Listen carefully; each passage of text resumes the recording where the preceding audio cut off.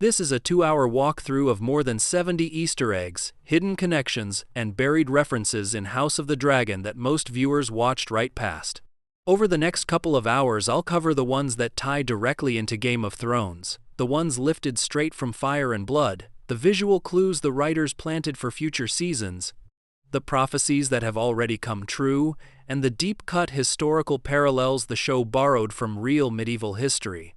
Get comfortable, turn the lights down, and consider subscribing if you want to be around for the rest of the series. 1. The CATSPAW dagger and the prophecy that lives inside it. The single most important object in the entire House of the Dragon universe sits on Viserys I's belt in the opening minutes of the pilot, and almost every viewer walked right past it. The Valyrian steel dagger Viserys carries is the exact same CATSPAW dagger used 200 years later to try to assassinate Bran Stark in Game of Thrones. Ryan Condal, the showrunner, confirmed the connection to Entertainment Weekly during Season 1's run, telling the outlet, "I think that it's important to have connective tissue there to show people that it is the same world, and history reflects on objects and cast of people and sigils as we move on down through time," and adding, "That's 200 years before the original show."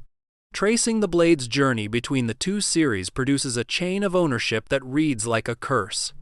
The dagger eventually lands with the assassin Littlefinger hires to kill a comatose Bran Stark in Season 1 of Game of Thrones, kicking off the plot that ignites the War of the Five Kings.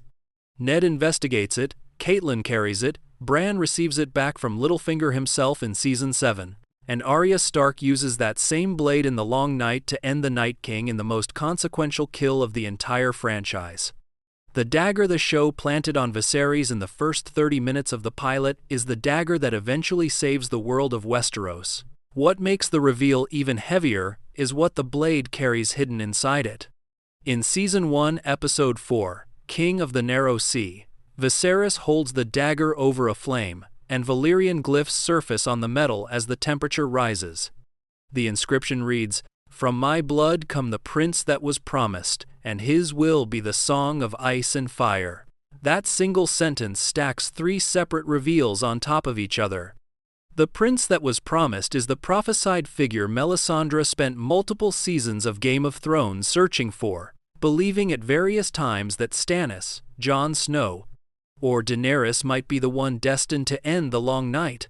The Song of Ice and Fire is the title George R.R. Martin gave his entire novel series, and the phrase never appeared inside Game of Thrones until House of the Dragon put it on this blade.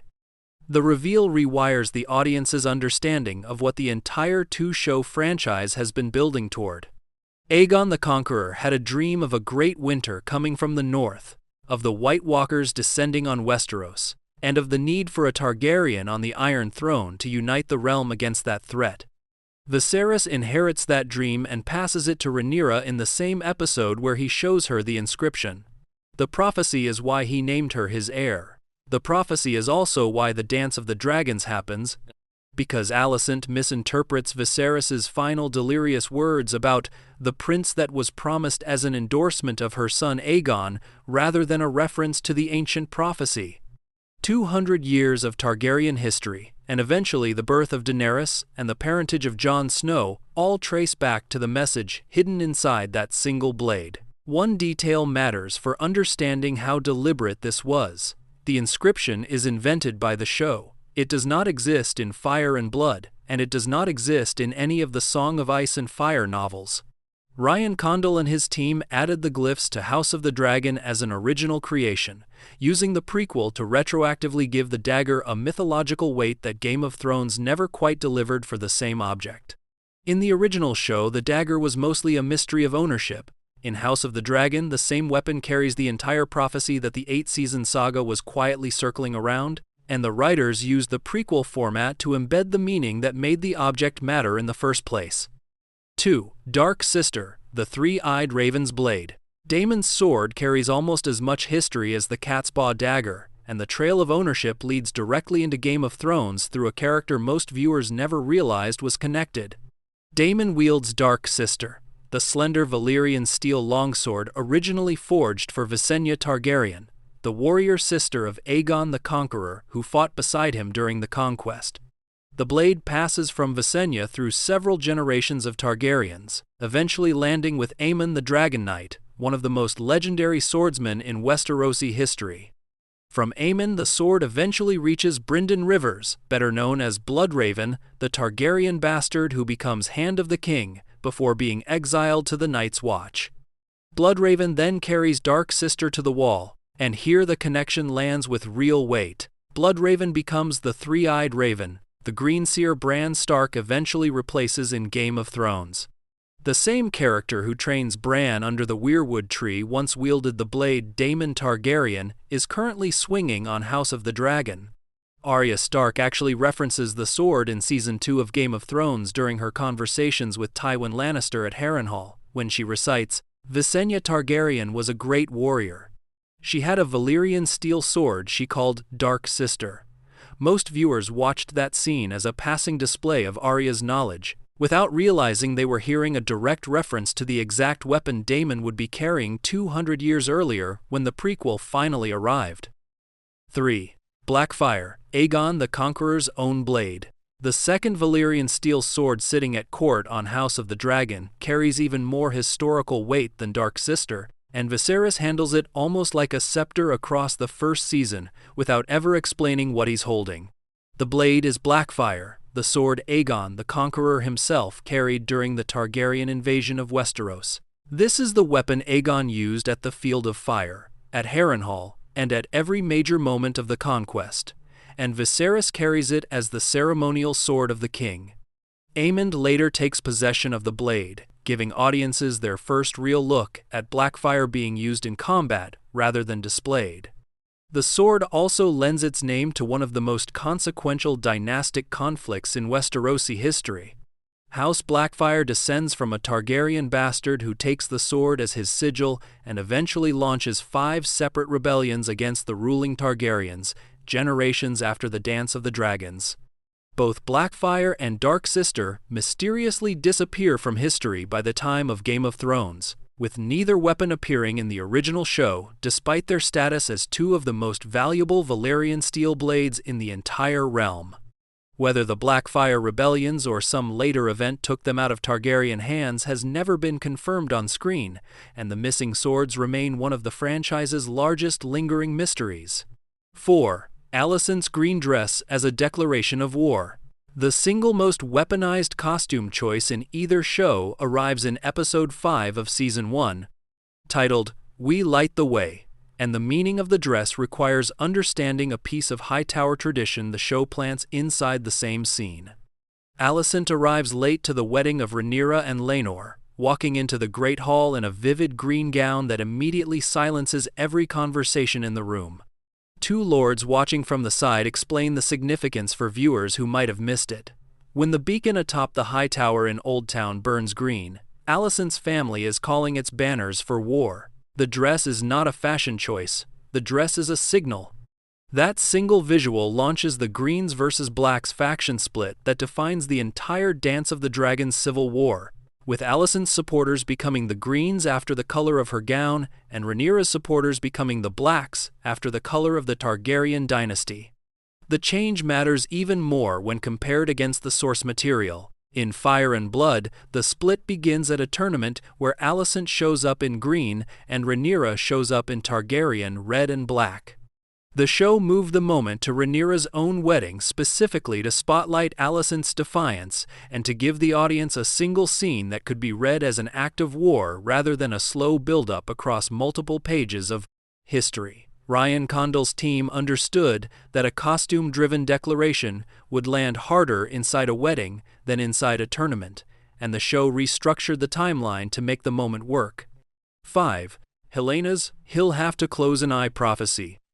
Helaena Targaryen's prophetic dreams sit inside House of the Dragon as one of the show's cleanest examples of foreshadowing planted across single lines of dialogue, and her Season 1 warning about Aemond lands with almost invisible weight until the payoff hits 1 episode later.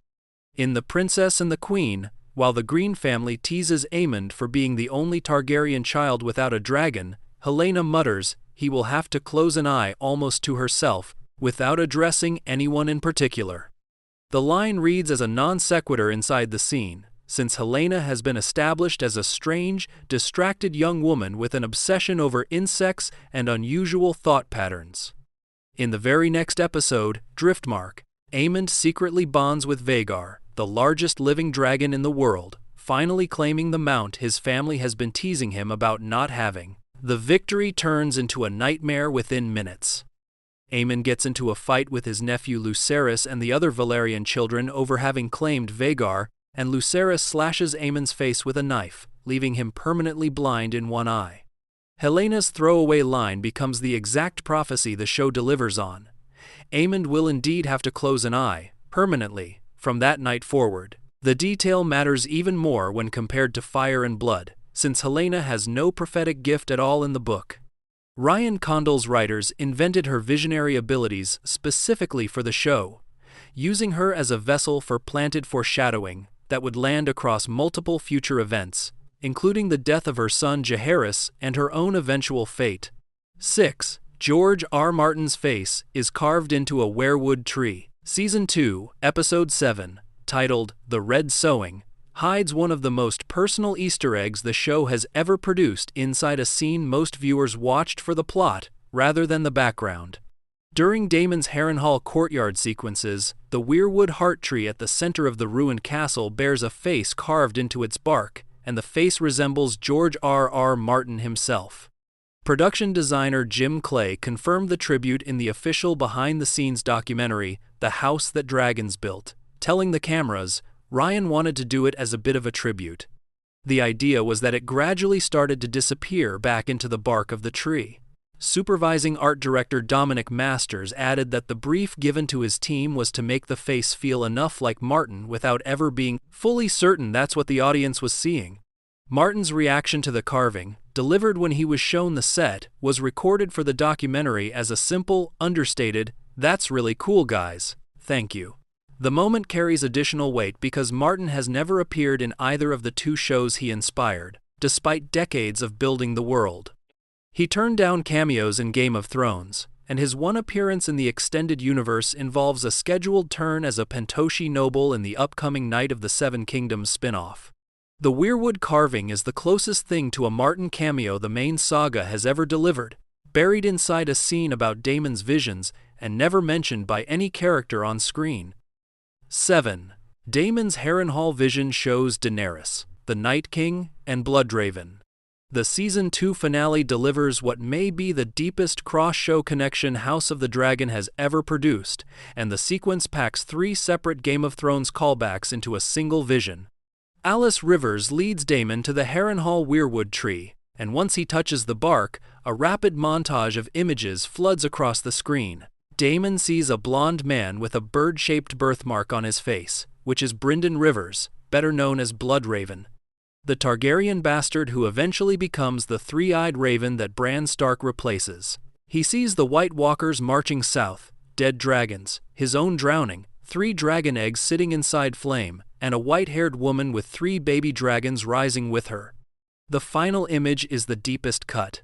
Ramin Djawadi's Targaryen theme swells as the vision lands, and the composition of the shot deliberately reverses the framing of the Game of Thrones Season 1 finale, where Daenerys emerges from Drogo's funeral pyre with her 3 newborn dragons. Daemon is watching the birth of the last true Targaryen dragon rider 200 years before it happens. Ryan Condal confirmed to interviewers that both the Bloodraven imagery and the Daenerys imagery were intentional, though he added that the show is not trying to make any kind of specific interpretation of a prophecy through the sequence. The dragon eggs sitting inside flame carry an additional callback to Season 2, Episode 3, where the show planted the imagery earlier in the season through a scene involving Rhaenyra's stillborn dragon eggs. The finale vision reframes that earlier moment as part of the same prophetic tradition, tying Daemon's visions, Daenerys's dragons, and the Targaryen bloodline into a single visual language the show has been building patiently across 2 seasons. 8. RHAENYS spares Aegon and the Greens at the Dragonpit. The Season 1 finale, Episode 9 titled The Green Council, delivers one of the most misunderstood mercy scenes in either franchise, and the choice foreshadows Rhaenys' own death across the following season. Rhaenys erupts through the dragon pit floor riding Meleys, breaking up Aegon's coronation in front of the entire court. She positions Meleys' jaws inches from Aegon and Alicent, close enough that a single word from her would end the war before it starts. She does not say "Dracarys," she simply pulls Meleys away and flies out through the shattered roof. That mercy foreshadows her fate at the Battle of Rook's Rest in Season 2, Episode 4, where the show pays off the earlier restraint with a death that reads as her recognizing she should have acted when she had the chance. Rhaenys makes what the show frames as no attempt to flee at Rook's Rest, choosing to fight and die rather than retreat, and the choice reads as her paying the price for the mercy she showed at the Dragon Pit. Director Claire Kilner and actor Eve Best both noted in behind-the-scenes interviews that Rhaenys spares Aegon out of respect after Alicent physically steps in front of her son to protect him. The Dragon Pit moment does not exist in Fire and Blood at all. Ryan Condal's writers invented the scene specifically to give Rhaenys a moral arc that Season 2 could pay off, and the payoff lands harder because the audience remembers the moment she chose not to burn. 9. The Iron Throne is bigger, deadlier, and rejects unworthy kings. The Iron Throne on House of the Dragon looms 2 full feet taller than the version used in Game of Thrones, and the design change carries a specific narrative purpose the writers have been quietly leaning on since the pilot. Miguel Sapochnik, the show's co-showrunner and pilot director, told Entertainment Weekly that the production used an estimated 2,500 swords in the construction, some of them real blades. The demand was high enough that the art department borrowed swords from Netflix's The Witcher and from the 2016 Warcraft film to fill out the piece. The final design brings the throne closer to George R. Martin's original book description, which had always been more monstrous and less refined than the Game of Thrones version allowed. Viserys keeps cutting himself on the blades of the throne across the entire first season, and his wounds fester in ways that the maesters cannot heal. The show frames the injuries as the throne itself rejecting an unworthy king, a piece of visual shorthand for the old Targaryen saying that the Iron Throne draws blood from those who do not deserve to sit on it. By the time of Aerys II, the Mad King, the throne has been made smaller and safer, though Aerys was still perpetually cut and earned the nickname King Scab. Ryan Condal confirmed the continuity in interviews, telling reporters, "If you look closely, you will see that the original throne is there. More just got added to it." The throne shrinks across the 200 years between the shows as Targaryen power fades and the dynasty loses its grip, and the visual scale itself becomes a piece of storytelling about the decline of the family. 10. Aegon's dream ties to the prince that was promised and Azor Ahai. The dagger inscription revealed in Season 1, Episode 4 does something the source material never quite accomplished, and the move conflates 2 separate prophecies from the Song of Ice and Fire universe into a single Targaryen tradition. Aegon the Conqueror's dream of the White Walkers and the need for a Targaryen on the Iron Throne merges with the Prince That Was Promised prophecy that Melisandre spends much of Game of Thrones chasing. The 2 prophecies have always operated separately in the books, with Aegon's dream being a purely Targaryen tradition, and the Prince That Was Promised being an older prophecy tied to the Red Priesthood of R'hllor and the ancient legend of Azor Ahai. In the novels, Rhaegar Targaryen tells his sister Daenerys during her vision in the House of the Undying, he is the Prince That Was Promised, and his is the Song of Ice and Fire. The line is one of the most important in the entire book series, and the show's decision to place the same phrase on Aegon the Conqueror's dagger suggests Rhaegar may have known about the Conqueror's dream directly. That framing explains a substantial portion of Rhaegar's obsession across the backstory of Game of Thrones. He named his first son Aegon, in honor of the Conqueror and the prophecy. He pursued the idea of the dragon needing to have 3 heads, a reference to the trio of Aegon, Visenya, and Rhaenys who conquered Westeros together. His entire arc becomes clearer once the audience understands he was reading from a tradition passed down inside his family for nearly 300 years. 11. The Dance of the Dragons is based on the Anarchy. George R.R. Martin has been open about the real-world historical inspiration for the war at the center of House of the Dragon, and the parallel maps onto medieval English history with startling precision. Martin explained the connection at San Diego Comic-Con in 2022, telling reporters via Variety, "I get inspiration from history and I take elements from history and turn it up to 11. Game of Thrones, as many people observed, was based loosely during the English's War of the Roses. This show was based on an earlier period in medieval history called the Anarchy. The Anarchy was an English succession war fought between 1135 and 1154, roughly a century before the Wars of the Roses that inspired Game of Thrones. The war began when King Henry I died without a legitimate male heir and named his daughter Matilda his successor. The English nobility had sworn oaths to support her claim, but the moment Henry died, most of them switched their allegiance to Matilda's cousin Stephen of Blois. Matilda spent the next 2 decades fighting for a throne that had been promised to her, which is precisely the situation Rhaenyra finds herself in when Viserys dies and Alicent installs Aegon on the Iron Throne. Even smaller details map across cleanly. Matilda was widely disliked despite being the rightful heir, mirroring Rhaenyra's reception among the lords of Westeros. Stephen was seen as weaker but more agreeable to the nobility, mirroring Aegon's position. The anarchy eventually ended in compromise, with Matilda's son Henry II inheriting the throne, and the show has already hinted that Rhaenyra's son Aegon III will follow a similar path in the historical timeline. 12. The Bracken and Blackwood feud connects directly to Game of Thrones. Season 2, Episode 3, The Burning Mill, opens with a battle between Houses Bracken and Blackwood that most viewers treated as a minor Riverlands skirmish, when in reality the feud is one of the oldest ongoing conflicts in the entire Song of Ice and Fire universe.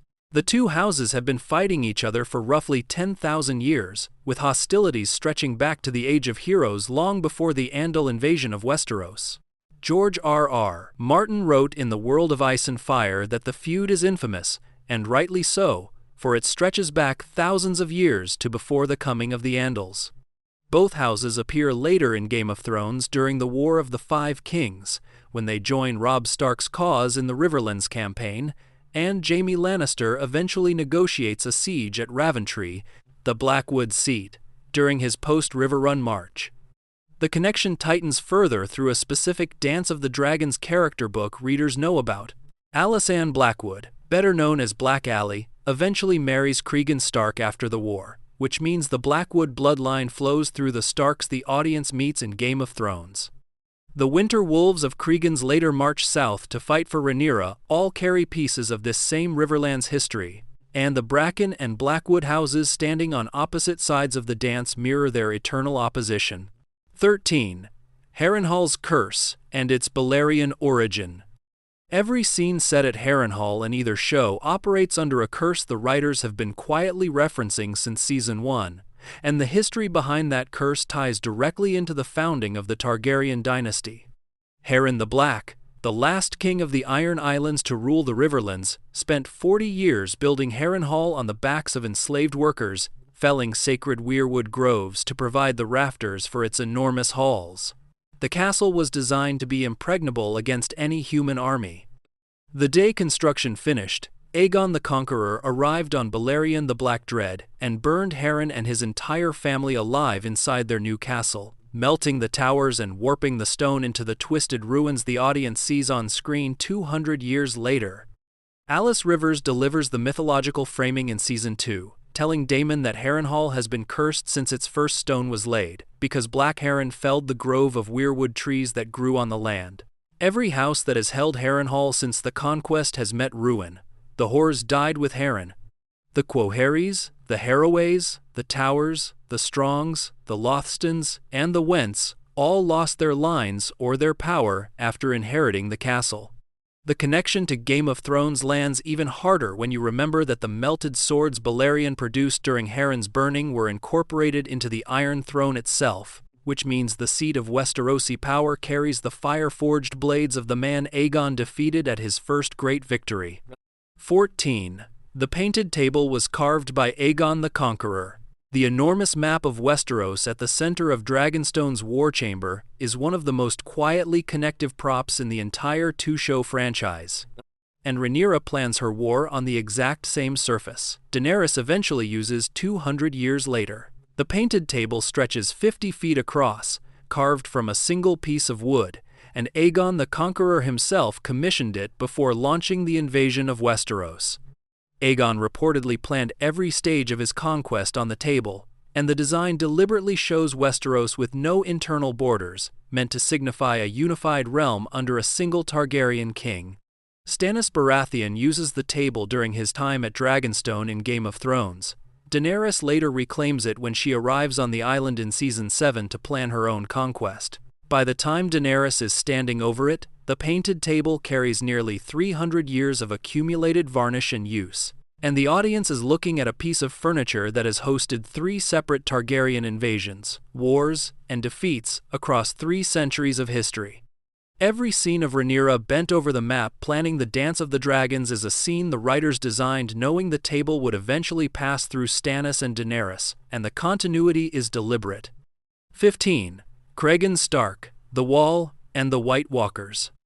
Season 2, Episode 1, delivers one of the strongest cross-show connections in the entire series, and the scene takes place at the base of the wall between Cregan Stark and Jaehaerys Velaryon. Cregan tells Jace that the wall was built against death, using a capital D, which is the show's most explicit on-screen acknowledgement that the White Walkers are a real threat and the Night's Watch was built to face them. The line lands as a direct planted setup for everything Game of Thrones eventually pays off across its 8 seasons, and Cregan delivers it with the certainty of someone whose family has passed down the truth for 8,000 years. Cregan then references the Stark tradition of sending Greybeards south to die in honorable service, foreshadowing the Winter Wolves who eventually march for Rhaenyra later in the war. He mentions Torrhen Stark, the king who knelt, who submitted to Aegon the Conqueror rather than see the North burned. The most mystical detail arrives when Cregan tells Jace that Queen Alicent's dragon Silverwing refused to fly beyond the wall during her visit to Winterfell, an event that took place decades before the current story. That refusal ties directly into Aegon the Conqueror's dream, since the show has been suggesting that even the dragons themselves sense the ancient threat waiting on the other side of the ice. 16. Rhaenyra's necklace contains every great house sigil. One of the show's smallest planted Easter eggs was caught by Reddit users combing through promotional images before the Season 1 premiere, and the detail rewards frame-by-frame attention to the costume department's work. Young Rhaenyra wears a specific necklace during the pilot, visible in the scene where she accepts her father's decision to name her heir. Close inspection reveals the necklace carries the sigils of every major noble house in the Game of Thrones era, including the Stark Direwolf, the Lannister Lion, the Tully Trout, the Arryn Falcon, and the other houses viewers spent 8 seasons watching fight over the same crown.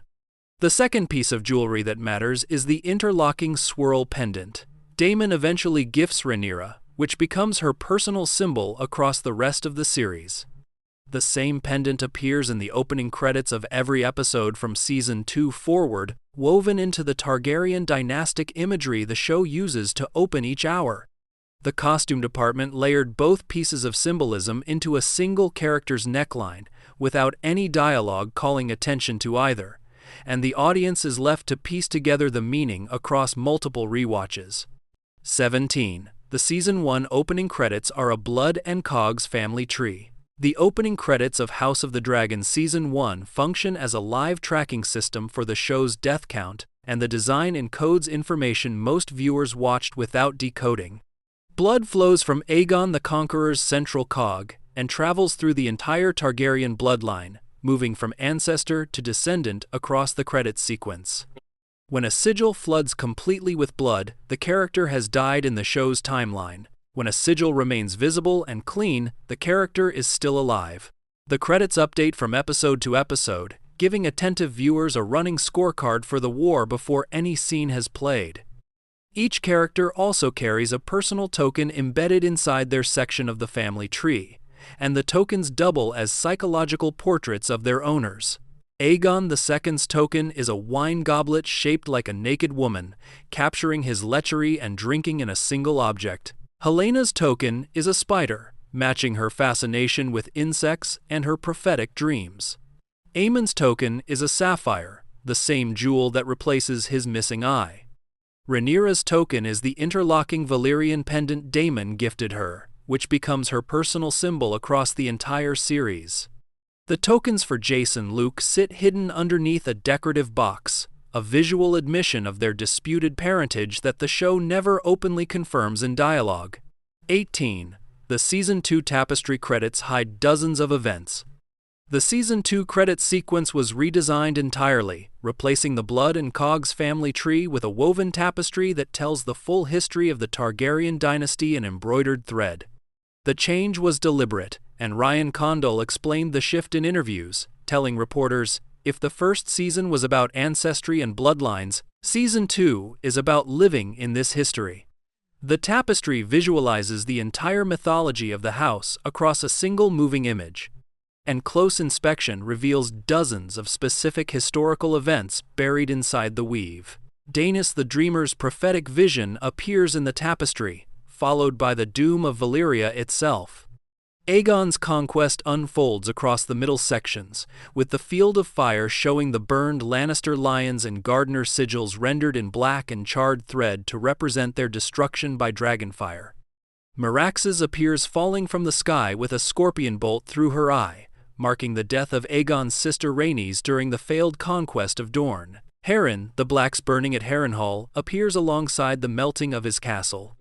Maegor the Cruel appears dead on the Iron Throne with a dagger visible in his throat, referencing the mysterious circumstances of his death that the books never fully explain. The tapestry compresses roughly 300 years of Targaryen history into a 90-second sequence, and the writers rewarded viewers who paused the credits with a running tour of the dynasty's most consequential moments. 19. Daenys the Dreamer foresaw the doom of Valyria. Viserys mentions a Targaryen ancestor named Daenys the Dreamer during his early scenes, explaining the family history to Rhaenyra, and Daenys is the reason the entire Targaryen dynasty exists at all. Daenys had a prophetic dream 12 years before the doom of Valyria, foreseeing the volcanic catastrophe that would destroy the Valyrian freehold and kill nearly every Dragonlord family in the world. Her father, Aenar Targaryen, believed the vision and moved his entire family, their servants, and their 5 dragons to Dragonstone, a small island fortress on the edge of Westeros that the Targaryens had recently acquired. The doom arrived exactly as Daenys had described. Every other Dragonlord family died. The Targaryens survived because a young woman had a dream and a father who trusted her, and the entire mythology of Aegon the Conqueror, the Dance of the Dragons, Daenerys Targaryen, and Jon Snow's parentage all trace back to that single moment of prophecy being taken seriously. Daenys establishes the Targaryen prophetic tradition that continues through Aegon's dream, Helena's visions, and Daenerys' own dreams in Game of Thrones. The family that walks through House of the Dragon has always been guided by prophecy, and the tradition was already ancient by the time Viserys inherited the Iron Throne. 20. BLOODRAVEN as future descendant. The blonde man Daemon glimpses in his Harrenhal vision, the figure with the distinctive bird-shaped birthmark across his face, is Brynden Rivers, a future Targaryen bastard who will not be born for another 130 years after the events of House of the Dragon. Brynden is the illegitimate son of King Aegon IV and his mistress Melissa Blackwood, born into a scandalous era of Targaryen politics that eventually produces the Blackfyre rebellions.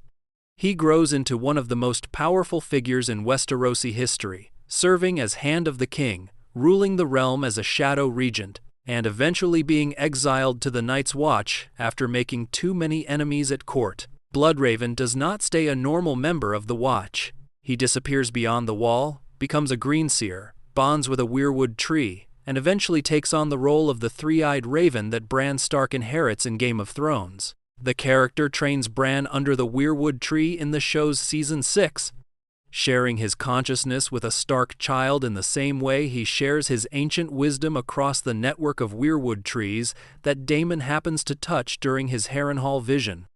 Ryan Condal confirmed the connection to Variety after the finale aired, telling the outlet, "The Easter egg of Bloodraven felt very fitting here, because he is a Targaryen who we know goes on to do strange and wonderful things.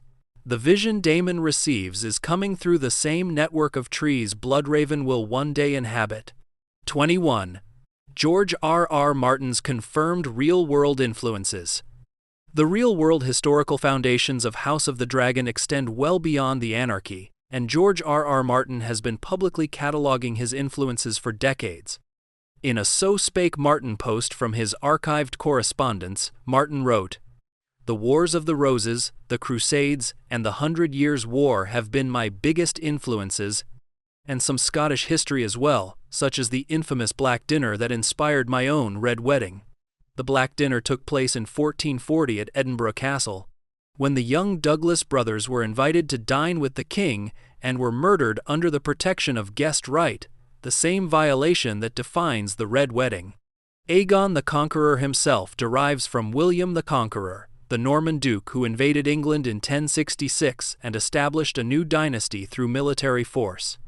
Both figures unified previously separate kingdoms under a single crown.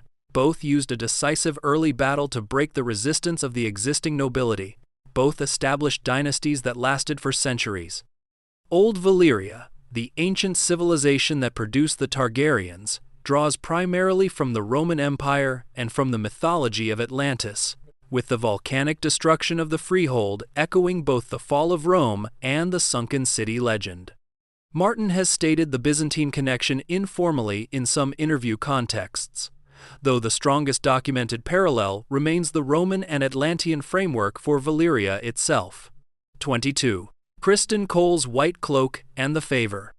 Criston Cole's arc across House of the Dragon Season 1 is visually mapped onto a single piece of costume, and the changes to his white cloak track the collapse of his moral center more precisely than any dialogue does. In the Episode 1 tournament, Criston enters the lists wearing Rhaenyra's favor tied to his lance, a small piece of green fabric that marks him as her chosen champion before the two have shared more than a handful of glances. The favor is the first physical sign of the connection that will define his life. He fights with her colors on his weapon, and the audience is meant to understand that his loyalty runs through her from that first tournament forward. The shift happens gradually across the season. Criston eventually breaks his vow of celibacy with Rhaenyra, an act that violates the sacred code of the Kingsguard and leaves him consumed by shame. His anguish over the soiled white cloak lands in one of the season's most disturbing sequences, when he lays the cloak down in the Godswood of the Red Keep and considers taking his own life before Alicent finds him and pulls him back from the edge. His alignment shifts completely from that moment. By later episodes, he is fighting with Alicent's token in place of Rhaenyra's, physically wearing the mark of the woman who saved him and turning his back on the woman who initially claimed him. The shift is why the Fire and Blood chroniclers call him Criston the Kingmaker for the rest of Westerosi history, since his personal grievance against Rhaenyra ultimately triggers the entire war. 23. The Dragon Seeds and the Red Sowing. Season 2, Episode 7, The Red Sowing, delivers a piece of Targaryen mythology the audience had been circling for 2 full seasons, and the episode confirms that the Valyrian bloodline extends far outside the royal family. Lowborn Targaryen bastards, known across Westeros as Dragon Seeds, arrive at Dragonstone in response to Rhaenyra's call for new dragon riders. 3 of them successfully claim riderless dragons across the episode. Adam of Hull claims Sea Smoke, the dragon that had been Laenor Valarion's mount before his disappearance. Hugh, a blacksmith, bravely faces down Vermithor, the enormous bronze dragon that once served King Jaehaerys the Conciliator. Ulf White stumbles into Silverwing, the smaller dragon that had belonged to Queen Alysanne, largely by accident. The Dragon Seeds exist because Targaryens have been breeding with commoners for generations on Dragonstone. Many of these unions came through the First Night custom, an ancient practice where a local lord could sleep with a bride on her wedding night before the groom, and the small folk of Dragonstone reportedly viewed the Targaryen family almost as gods during their centuries of rule on the island. The result was a population of illegitimate Valyrian-blooded descendants scattered across the region. most of them living as fishermen, farmers, and craftsmen, without ever knowing their heritage. The mythology extends further backward as well. Orys Baratheon, Aegon the Conqueror's rumored half-brother and the founder of House Baratheon, was himself widely believed to be a dragon seed, which means the Baratheon dynasty the audience knows from Game of Thrones may have carried Valyrian blood the entire time. 24. Vhagar's lineage across 3 riders. Vhagar, the largest living dragon in the world at the time of the Dance of the Dragons, functions as a living connection to Aegon's conquest itself, and her chain of riders traces a direct line from the founding of the Targaryen dynasty to the war that nearly destroys it. Visenya Targaryen rode Vhagar during the conquest, wielding the massive dragon as one of the 3 mounts that broke the resistance of every Westerosi kingdom except Dorne. Vhagar burned soldiers at the Field of Fire, terrorized armies from the sky, and helped establish the Targaryen dynasty that would rule for the next 300 years. After Visenya's death, Vhagar aged into a semi-wild state before eventually being claimed by Laena Velaryon, Daemon's first wife, who rode her until Laena's death in childbirth in Season 1. Aemon then claims Vhagar at Driftmark, in the same episode where he loses his eye to Lucerys, and the dragon becomes the single most powerful military asset in the entire war. Vhagar dies at the Battle of the God's Eye against Rhaenys' melees and later against Caraxes, and her death represents the end of a living link to Aegon's conquest. The dragon had breathed fire on Westeros for nearly 200 years before the dance killed her, and her passing is one of the mythological reasons the dragons never recover their numbers after the war. 25. Paddy Considine turned down the original Game of Thrones. Paddy Considine, who plays King Viserys I across the entire first season of House of the Dragon, has an unexpected history with the original series.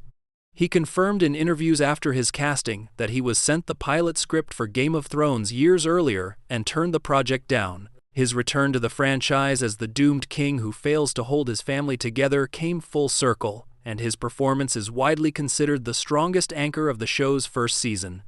Considine has described the Iron Throne itself in almost mystical terms, telling Games Radar in a Season 1 interview, "It's a haunted item. Those are swords people have died upon. It's a haunted seat. It's a cursed item, the Iron Throne. It does possess you." His framing of the throne aligns with the show's visual approach to Viserys' wounds, since the king cuts himself repeatedly on the blades, and the injuries fester in ways that the maesters cannot heal. Considine has also expressed a specific hope about how audiences should approach the show, telling the same outlet, "I don't want it to be one of those Easter eggy shows." The irony of that quote sitting inside a video specifically cataloging Easter eggs is not lost on anyone. But Considine's point was about the show earning its own weight rather than leaning on constant references to Game of Thrones, and his performance as Viserys is the strongest example of the show doing exactly that. 26. Aegon, the Conqueror's dream was the real reason for the conquest. The single most consequential reveal of the entire House of the Dragon pilot arrives in its final minutes, and the revelation retroactively rewrites the meaning of Aegon the Conqueror's invasion of Westeros. Viserys confides in Rhaenyra that Aegon I did not launch his conquest out of ambition, glory, or territorial hunger. He launched it because of a prophetic dream, one that Aegon called the Song of Ice and Fire. In that dream, Aegon foresaw a terrible winter gusting out of the distant north, absolute darkness riding on those winds, and the end of the world of men. The dream told him that a Targaryen must sit the Iron Throne when that winter arrived, because only a Targaryen unifying the realm against the coming darkness could save Westeros from extinction. That single reveal reframes everything the audience thought they understood about Game of Thrones. The White Walkers, the Long Night, the eventual defeat of the Night King at the hands of Arya Stark under the guidance of Jon Snow and Daenerys Targaryen, all of it becomes the fulfillment of a 200-year-old Targaryen secret that had been passed from king to heir across 3 centuries. Jon Snow's Targaryen parentage suddenly carries different weight, since he becomes the endpoint of a family prophecy his ancestors had been guarding for generations.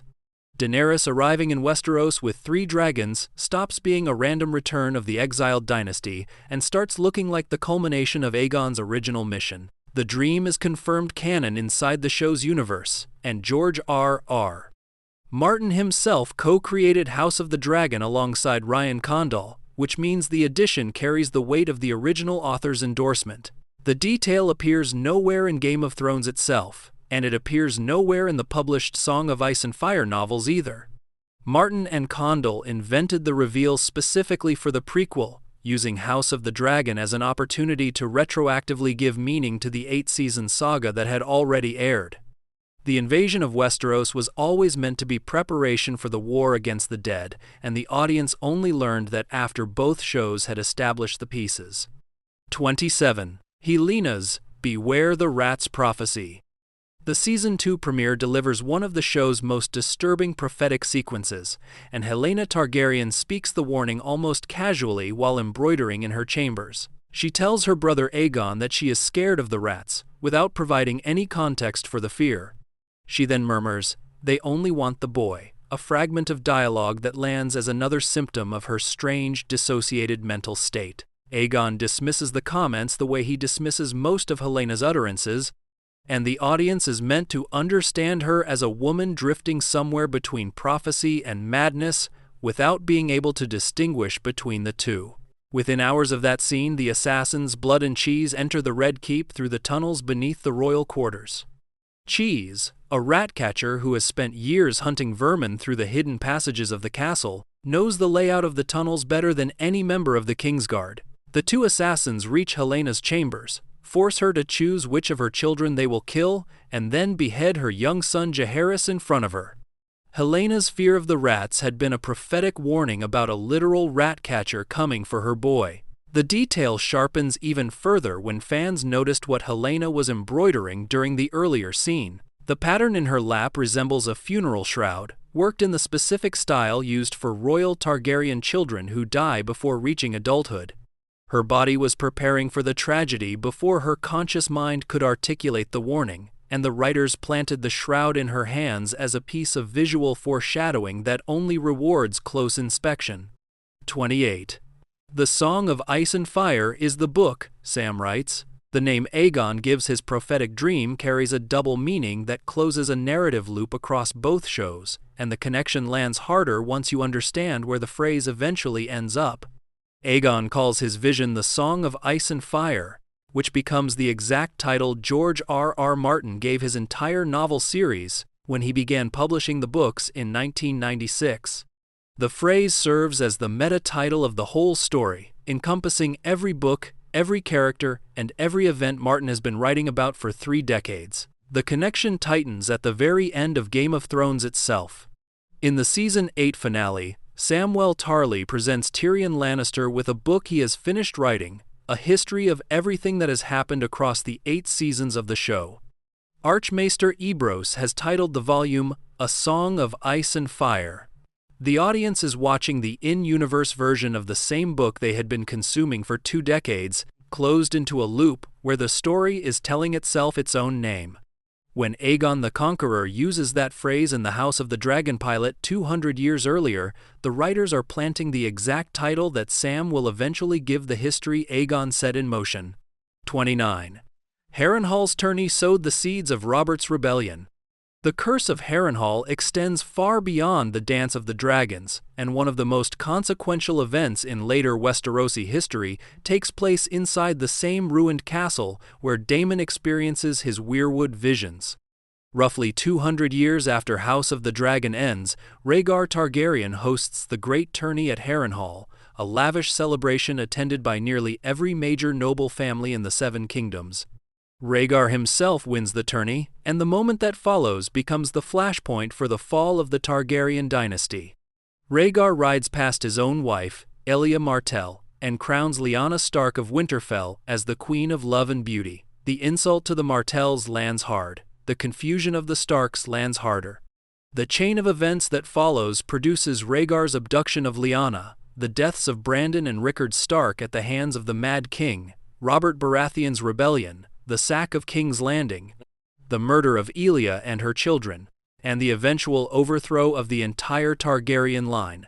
All of it traces back to a single moment inside the cursed castle Harren the Black had built, and the same walls that Daemon walks through during his Season 2 storyline had already been the site of the event that would eventually erase the Targaryens from the Iron Throne 200 years later. 30. Aemond mimics Larys's clubfoot walk. Season 2, Episode 7 hides a small detail of petty cruelty in a background moment, and the beat rewards viewers who watch the actors rather than the plot. Aemond enters a chamber, knowing that Larys Strong is watching him from across the room, and instead of walking normally, Aemond adopts a distinct limp that mimics Larys's twisted clubfoot. The mimicry is small enough to miss on a first viewing, and Aemond does not draw attention to the walk or comment on it in dialogue. The moment characterizes Aemond in a specific way. He knows Larys has been watching everyone at court, gathering information for use against every faction in the war. He knows he cannot openly move against Larys without losing an ally the Greens need. He can, however, humiliate the man silently from across a room, and the audience is left to piece together that Aemond noticed Larys was watching and chose to mock him with the only weapon he had available. Ewan Mitchell's performance across the scene sells the cruelty without ever breaking Aemond's composed exterior, and the walk becomes one of the season's most quietly disturbing character beats. 31. The dragon eggs given to Rhaenyra are Daenerys's future eggs. Season 2, Episode 3, The Burning Mill, delivers one of the strongest cross-show connections the writers have planted, though the exact meaning depends on which member of the production you ask. Rhaenyra sends her cousin Rhaenyra to Pentos for safety, and Rhaenyra carries with her 4 petrified dragon eggs from Dragonstone. 3 of the eggs are colored gold, green, and black, matching exactly the 3 eggs Daenerys Targaryen receives from Illyrio Mopatis as a wedding gift in the Game of Thrones pilot, roughly 170 years later. Director Geeta Vasant Patel confirmed the connection to Mashable in an interview after the episode aired, telling the outlet, "Those are Daenerys's eggs." All of us who work on this show are big Game of Thrones fans, so it was very exciting to shoot that scene. Her statement was direct enough that fans took the connection as canon, and the eggs quickly became one of the most discussed Easter eggs of the entire season. The 3 colors line up with Drogon, Rhaegal, and Viserion, the 3 dragons Daenerys hatches from Drogo's funeral pyre in the Season 1 finale of Game of Thrones. Ryan Condal hedged the connection in a separate interview with Entertainment Weekly, telling reporters, "I think the fun of the history as it was written is that there's room for interpretation," and adding, "I like to think of it as one possible future." His framing left the door open for the eggs to represent something more ambiguous than a straight line to Daenerys, though the visual match remains one of the most striking planted details the show has produced. The conflict between the director's direct confirmation and the showrunner's deliberate hedge tells you something about how the writers want the audience to hold the eggs as a strong probability rather than a locked continuity commitment. 32. HELAENA'S beast beneath the boards. Helaena Targaryen's prophetic warnings run through Season 1 like a hidden commentary track, and one of her most cryptic lines pays off within a single episode. In Episode 9, The Green Council, Helaena tells someone at court that there is a beast beneath the boards. The line lands with almost no reaction from the characters around her, since Helaena has been established as a strange woman prone to dreamlike utterances that most of her family has learned to ignore. Later in the same episode, during Aegon's hasty coronation inside the Dragonpit, the floor of the arena erupts underneath the entire court. RHAENYS bursts up through the stone on melees, breaking through the boards and mosaic tiles that separated the Dragonpit surface from the underground stables where the dragon had been hidden. The beast Helaena had been warning about was melees, and the boards she referenced were the floor of the Dragonpit itself. Her warning had been literal the entire time, and nobody at court understood the language she was speaking until the payoff arrived under their feet. 33. Words are wind and other book idioms.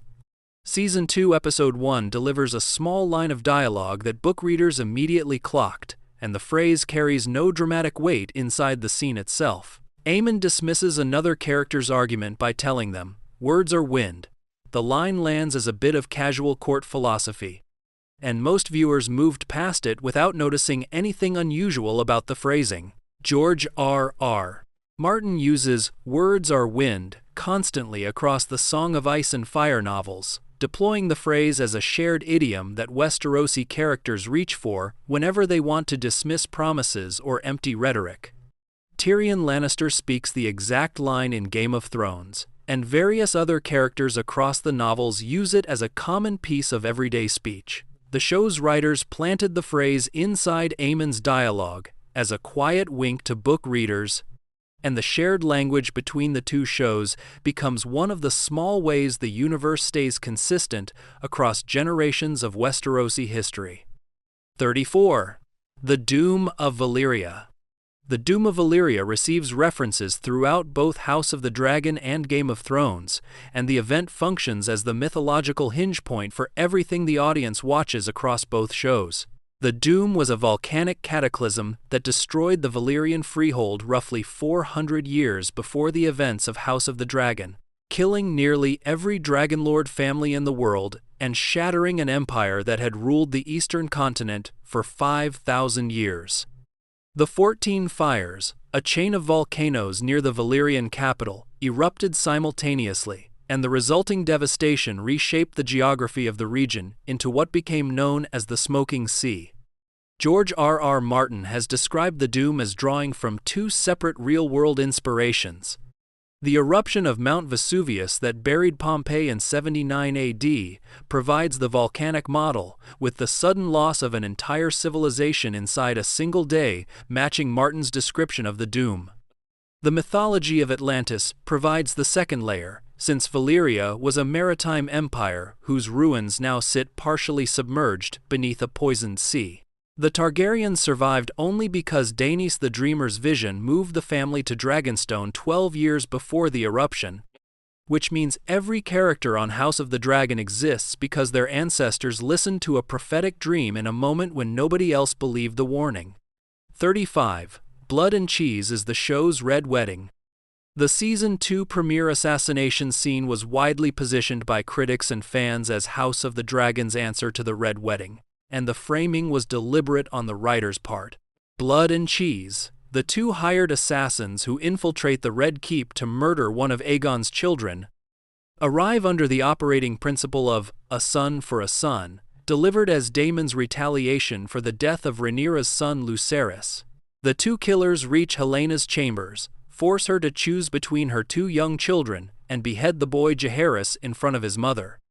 The tonal echo to the Red Wedding was intentional. Ryan Condal acknowledged the comparison in interviews after the episode aired, telling reporters, "Nothing can top the Red Wedding," while noting that the child murder plot was designed to hit a similar register of horror through a different mechanism. The scene deliberately inverts Martin's shock maximalist approach from the Red Wedding by isolating the violence to a single act of cruelty rather than a mass slaughter. Ramin Djawadi's score for the sequence carries motifs that echo his work on the Red Wedding, tying the two moments together through musical continuity, even as the writers keep the killings mechanically separate. The result is one of the few sequences in the entire franchise that legitimately competes with Robb Stark's death for pure viewer distress. 36. Dragonstone's Game of Thrones significance. Dragonstone functions as one of the most connective locations in the entire franchise, and Rhaenyra's use of the island as her wartime headquarters is only the middle chapter of a much longer story. The Targaryens acquired Dragonstone 12 years before the Doom of Valyria, when Aenar Targaryen moved his family, servants, and 5 dragons to the small volcanic island on the edge of Westeros. The island served as the family's seat for over a century, before Aegon the Conqueror launched his invasion of the mainland, and Dragonstone remained the traditional seat of the Targaryen heir apparent for the following 300 years. Stannis Baratheon holds Dragonstone during Game of Thrones, having received the island as his lordship after Robert's rebellion overthrew the Targaryens. Stannis plans much of his campaign for the Iron Throne from the same painted table that Rhaenyra uses in House of the Dragon, walking the same corridors that Daemon and Rhaenyra walk 2 centuries earlier. Daenerys eventually arrives at Dragonstone in Season 7 of Game of Thrones, reclaiming her ancestral seat and using it as her landing point for her own conquest of Westeros. The dynasty that began at Dragonstone under Rhaenyra and Daenerys ends at Dragonstone under Daenerys, with the same island bookending 300 years of Targaryen history across both shows. 37. Miguel Sapochnik's mother's face in the Red Keep Weirwood. The George R.R. Martin Weirwood carving at Harrenhal is not the only personal tribute the production team embedded into a tree, and a second face hides in plain sight inside the Red Keep Godswood. According to Collider, the Weirwood tree at the center of the Red Keep's small Godswood carries the face of Miguel Sapochnik's mother carved into its bark. Sapochnik served as the pilot director and co-showrunner of Season 1 before stepping back for Season 2, and the tribute honors his family through the same technique the production later used for Martin himself. The choice fits inside a broader pattern of the House of the Dragon art department using Weirwood faces as personal memorials. The trees themselves are ancient objects inside the show's mythology, carrying centuries of watching and remembering across the reigns of multiple dynasties. Placing loved ones into the bark of those trees turns the Godswood scenes into quiet acts of personal recognition, and the audience is watching real people being immortalized inside a fictional universe without ever knowing whose face is looking back at them. 38. The main title theme is identical to Game of Thrones. The opening credits of House of the Dragon use the exact same musical theme as Game of Thrones, and composer Ramin Djawadi made the choice deliberately to tie the two shows together for returning viewers. Djawadi explained the decision to the AV Club after the show premiered, telling the outlet, "We decided to stick with that theme because Game of Thrones had been off-air for 3 years, and it was decided that we really wanted to tie the shows together. We felt like it needed that stamp to say, this is Game of Thrones, it's in a different time, but it's Game of Thrones." The reused theme was one of the first signals the audience received about how House of the Dragon planned to relate to its parent series. Djawadi also wove specific musical motifs from Game of Thrones into the House of the Dragon score, planting callbacks that only trained listeners would catch. The King's Landing theme from the original show appears in scenes set inside the Red Keep, tying the sound of the capital across the 200-year gap. The dragon theme reappears whenever Targaryen dragons take flight, keeping the aural signature of dragon riding consistent across both series. Djawadi then added new Targaryen family motifs specifically for House of the Dragon, giving the prequel its own musical identity while keeping the familiar bones of the original score. The result is a soundtrack that reads as continuous across 300 years of in-universe history, with every callback and every new theme reinforcing the shared world. 39. Rhaenyra is Empress Matilda. The clearest historical parallel for Rhaenyra Targaryen comes from 12th century England, and the woman George R.R. Martin drew from was one of the most prominent female claimants to a throne in medieval European history. Empress Matilda, born in 1102 and dead in 1167, was the daughter of King Henry I of England, and her father formally named her his heir after her legitimate brother William Adelin drowned in the White Ship disaster. Matilda had already served as Holy Roman Empress through her marriage to Henry V of Germany, and she had ruled Italy as regent during his campaigns, which gave her a level of political experience unmatched by almost any other royal woman of her era. Her prestige and preparation for rule mirror Rhaenyra's status as the realm's delight and the trained heir apparent that Viserys spent decades preparing. Matilda's actual attempt to claim the English throne collapsed under the same forces that eventually break Rhaenyra. The nobility had sworn oaths to support her succession while Henry lived, but the moment he died, most of them switched their allegiance to her cousin Stephen of Blois. The civil war that followed, known as the Anarchy, lasted nearly 2 decades and produced widespread famine and political chaos across England. Matilda never sat the English throne herself. Her son eventually inherited the crown as Henry II, which mirrors the pattern the show has been setting up for Rhaenyra's son Aegon III to eventually inherit the Iron Throne after the dance ends. The parallel is drawn by historians and journalists rather than confirmed by Martin himself as a one-to-one mapping, though the structural similarities are strong enough that the connection has become common knowledge among the show's audience. 40. Aegon. The second is King Stephen of Blois.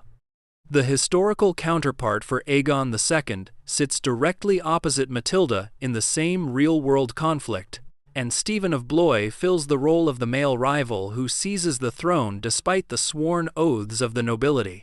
Stephen was the nephew of Henry I, meaning he had a claim to the English crown through his mother Adela, one of William the Conqueror's daughters. When Henry died in 1135, Stephen moved faster than Matilda, crossing to England, securing London's support, and having himself crowned before Matilda could return from the continent.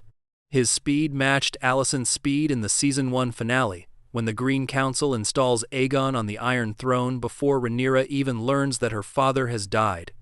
Stephen's reign was widely regarded as weak and troubled by the standards of medieval kingship, though he was more agreeable to the barons than Matilda would have been.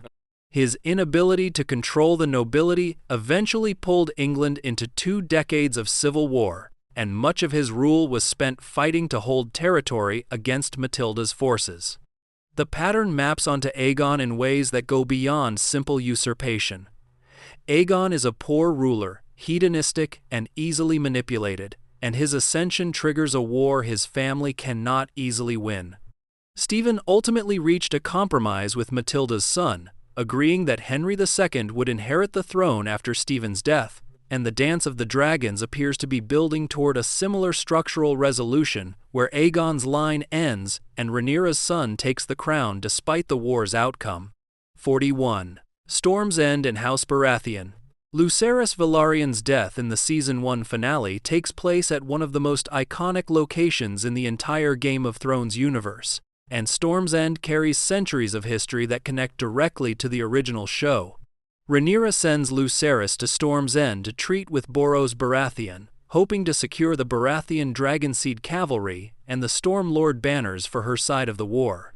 Borros refuses the offer. Aemond arrives on Vhagar to press the green cause, and Aemond's dragon eventually catches and eats Lucerys and his Mount Arax during the storm that follows. The castle itself is the ancestral seat of House Baratheon, the family that eventually overthrows the Targaryens 2 centuries later during Robert's rebellion. Robert Baratheon grew up in the same halls where Borros holds court in House of the Dragon, and the Baratheon family produces both Robert and his brothers Stannis and Renly across the events of Game of Thrones. The connection reaches even further back into the dynasty's origins. Orys Baratheon, the founder of the line, was Aegon the Conqueror's rumored bastard half-brother, which means the Baratheons carry Targaryen blood through their founding ancestor. Every scene set at Storm's End across both shows takes place inside a castle whose lords are technically distant cousins of the Targaryen family that House of the Dragon centers on. 42. The Scorpions on King's Landing's Walls. Season 2, Episode 1 delivers a small visual detail on the walls of King's Landing that connects directly to one of the most controversial weapons in the entire Game of Thrones universe. Anti-dragon scorpions appear mounted along the fortifications, positioned to strike at any dragon that flies too close to the capital. The weapons are the same type that Euron Greyjoy famously uses in Season 8 of Game of Thrones to kill Rhaegal, Daenerys' second-largest dragon. In one of the most divisive scenes of the original show's final run, the Scorpions carry an even deeper history inside the Targaryen mythology. During Aegon the Conqueror's failed invasion of Dorne, roughly 200 years before House of the Dragon, the Dornish used a scorpion bolt to kill Meraxes, the massive dragon ridden by Aegon's sister RHAENYS. The bolt struck Meraxes through the eye, sending both the dragon and her rider crashing into the ground and permanently changing the balance of dragon warfare across Westeros. Every scorpion the audience sees mounted on the walls of King's Landing represents the accumulated knowledge that dragons can be killed by mortals with the right weapons, and the presence of the weapons on the capital's fortifications during the dance signals that the war has advanced well beyond the era when dragons ruled the skies unchallenged. 43. Aegon II's gold dragon sigil in the credits. The Season 2 tapestry credits contain a small color detail that most viewers scrolled past without noticing, and the choice reflects the specific dragon each Green Council member is bonded to. Aegon II's chest sigil in the credits appears in gold rather than the traditional Targaryen red. Every other Targaryen character carries the red dragon sigil across their credits imagery, keeping the family's color coding consistent across the tapestry weave. The reason for the change traces back to Aegon's dragon Sunfire, one of the most beautifully described creatures in the entire Fire and Blood mythology. Sunfire carries golden scales rather than the reds, greens, and blacks that most Targaryen dragons wear, and Sunfire's coloring is considered so striking that Fire and Blood specifically calls him the most beautiful dragon ever to fly the skies of Westeros. The credits department color-coded Aegon's sigil to match his dragon rather than his family, giving book readers a small piece of visual information about the bond between rider and mount that most viewers would only decode after reading the source material. 44. You Are No Son of Mine and the Tywin Echo. Season 1, Episode 8, The Lord of the Tides, delivers a piece of dialogue that lands with double weight for anyone who watched Game of Thrones. And the line functions as an intentional callback to one of the most quoted moments in the original series. Alicent confronts Aegon after learning what he has done to a servant girl in the Red Keep, and her rage boils over into a single sentence that captures her disappointment in her firstborn son. She tells Aegon, "You are no son of mine." The line falls with the weight of a mother formally disowning her child in front of the audience, and Aegon reacts as if the words carry real force. The exact phrasing was previously spoken in Game of Thrones by Tywin Lannister, delivered to Tyrion during their confrontation over Tyrion's failed marriage to Sansa Stark. Tywin's version was cold, calculated, and rooted in decades of resentment over Tyrion's birth, killing his mother. Alicent's version is fresher, born of the specific horror of watching her son become someone she cannot recognize, but the phrasing is identical. The show's writers planted the echo deliberately, connecting Alicent's parenting crisis with Tywin's across the 200-year gap, and reminding book readers that Westerosi royal families have been failing their sons in exactly the same language for generations. 45. HELAENA'S, It's All a Story, and You're But One Part in It. Daemon's Harrenhal vision in the Season 2 finale includes a brief appearance from Helaena, and her dialogue during that vision reframes the entire mythology of the show in a single line. Helaena appears inside the sequence of images cascading through Daemon's consciousness, and she tells him, "It's all a story, and you are but one part in it. You know your part." The line lands with the specific weight of a character speaking from outside the narrative rather than inside it, addressing Daemon as a piece of something larger than his own perspective can perceive. The implication is that Helaena has also seen Aegon the Conqueror's dream, or at minimum some version of the same prophetic framework that Aegon inherited. Her prophetic gifts have been consistent across 2 seasons, and the finale confirms that her visions extend beyond individual events into the shape of the entire war. The framing also suggests the Dance of the Dragons is a predetermined event within a larger story, one that Aegon foresaw and that his descendants are enacting even when they believe they are choosing freely. Daemon receiving this message from Helena's mouth changes the meaning of his final actions in the war, since the vision tells him his part has been assigned rather than chosen, and his acceptance of that role determines whether the larger story reaches its intended ending. 46. Shireen Baratheon explains the dance in Game of Thrones. The Dance of the Dragons received its first on-screen mention long before House of the Dragon began production, and the reference came through the mouth of a young girl inside Game of Thrones itself. Season 5 of the original show includes an episode titled The Dance of Dragons, and Shireen Baratheon delivers a piece of dialogue to her father Stannis that summarizes the entire conflict House of the Dragon eventually dramatizes. Shireen tells Stannis, "Brothers fought brothers, dragons fought dragons. By the time it was over, thousands were dead, and it was a disaster for the Targaryens as well. They never really recovered."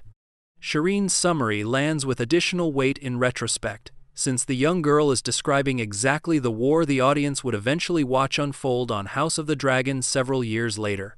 Her framing carries a moral judgment that maps directly onto Rhaenyra and Aegon's conflict. She tells Stannis, "I wouldn't have chosen either. It's all the choosing sides that made everything so horrible." The line captures the tragedy of the dance in a way that most of House of the Dragon's characters cannot articulate from inside the war, and Shireen's outsider perspective from 2 centuries later gives the audience a moral compass that House of the Dragon itself refuses to hand out. Her death by fire at the hands of her own father in the same season adds a grim irony to her earlier speech about the horror of choosing sides. 47. Jefferson Hall plays both Lannister twins and was in Game of Thrones. House of the Dragon includes one piece of casting trivia that has quietly earned Jefferson Hall a unique place in the franchise's history, and his double role sits inside a larger connection to the original show. Hall plays both Jason and Tywin Lannister, the twin brothers who represent Casterly Rock inside the Green Council's political maneuvering. The show never openly winks at the casting choice, playing both roles as separate characters with distinct personalities, and most viewers watched Season 1 without realizing they were watching a single actor perform both parts. Hall's connection to the franchise extends further back into Game of Thrones itself. He appeared in Season 1 of the original show as Sir Hugh of the Vale, the young knight who died gruesomely at the hands of Gregor Clegane, the Mountain, during a tournament in the show's early episodes. According to Screen Rant's coverage of the casting, Hall is the first actor to appear in both Game of Thrones and House of the Dragon, and he holds the additional distinction of being the first actor in either show to simultaneously play 2 on-screen characters. His return to the franchise took him from a minor knight in the original series to 2 prominent Lannister roles in the prequel, and his performance across the twins is subtle enough that many first-time viewers rewatched Season 1 after learning the truth just to catch the technique. 48. Helaena predicts Aemon's death in the God's Eye. The Season 2 finale delivers another Helaena prophecy that the show has been building toward across 2 seasons, and this one specifically foreshadows an event Fire and Blood readers already know is coming. Helaena tells Aemon during a confrontation that he will die at the God's Eye. The line lands with almost no reaction from Aemon, since he has grown accustomed to dismissing Helena's utterances and cannot connect the specific geography she names to any current threat. The God's Eye is the enormous lake at the center of Westeros, and Harrenhal sits on its shore. Fire and Blood describes an event known as the Battle Above the God's Eye, where Aemon flying Vhagar meets Daemon flying Caraxes in single combat above the lake's surface. The 2 dragons and their riders fight in the sky. Daemon eventually drives Darksister through Aemon's eye and into his skull, and both riders and mounts crash into the water below. Aemon dies exactly where and how Helaena predicted, killed by the blade Daemon has been carrying since the first episode of the series, and his death removes the largest living dragon from the war along with the Green Council's most dangerous military asset. Helena's dialogue functions as the last major piece of foreshadowing the show plants before Season 3 delivers the payoff. 49. The show moved out of Game of Thrones' Belfast studios. House of the Dragon carries a piece of production trivia that fans often assume incorrectly, and the shift happened for reasons that reshape how the 2 shows relate physically. The original Game of Thrones filmed most of its interior work at Titanic Studios in Belfast, Northern Ireland, across all 8 seasons, with the location becoming synonymous with the production of the series. House of the Dragon does not film at the same studios. The production relocated to Warner Bros. Leavesden Studios in Watford, England, moving the entire operation across the Irish Sea and rebuilding every major set from scratch.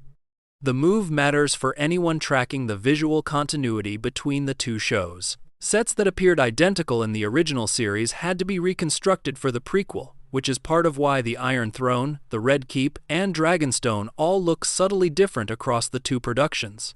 The change also carries a small piece of book reference symbolism inside the production itself. House of the Dragon operates with 2 filming units that shoot in parallel to keep the schedule manageable, and the units are named Fire and Blood after the title of the George R.R.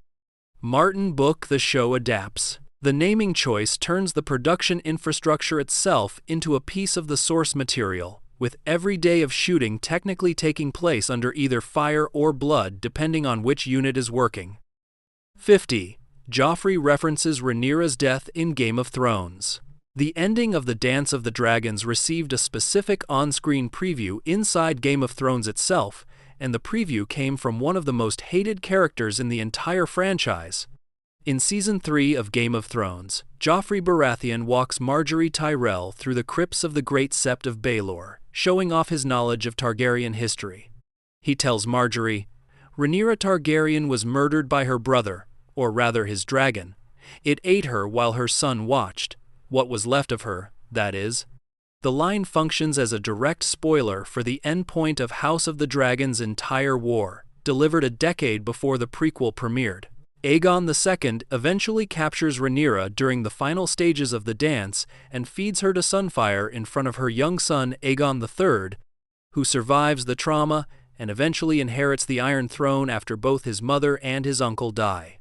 Joffrey's summary is accurate to the mythology, and his casual delivery of the killing captures the specific cruelty that Fire and Blood associates with Aegon II's final actions.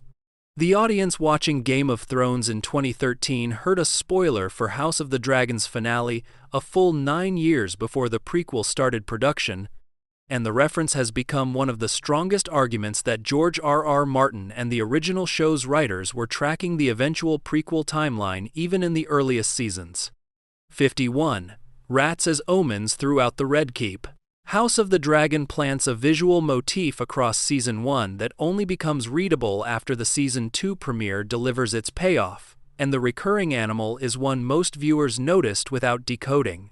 Rats appear repeatedly in the bleakest scenes across the first season, always in moments where the Red Keep itself feels closest to death. They swarm across the floor after Criston Cole beats Joffrey Lonmouth to death at Rhaenyra's wedding, feeding on the blood that spreads across the flagstones during the chaos. They scurry past the decaying body of Viserys during his final months on the throne, when his physical collapse has begun to bleed into the corridors of the castle itself. The motif builds toward Blood and Cheese in the Season 2 premiere, where Cheese, a professional rat catcher, uses his knowledge of the Red Keep's hidden passages to guide Blood to HELAENA'S chambers. The rats had been the show's quiet foreshadowing for the rat catcher the entire time. Every earlier appearance of the vermin functions as a piece of planted setup for the moment when a man who hunts rats through the same tunnels the audience has been watching becomes the killer of a Targaryen prince. Attentive viewers who tracked the rats across Season 1 recognized the payoff immediately, while first-time viewers had to piece the connection together after the fact. 52. DJAWADI'S, Rains of Castamere, and the Blood and Cheese Echo. Ramin Djawadi's musical work on both Game of Thrones and House of the Dragon connects across specific themes, and one of the most famous compositions in the entire franchise informs the tone of the Blood and Cheese sequence in ways that only trained listeners caught. The Rains of Castamere.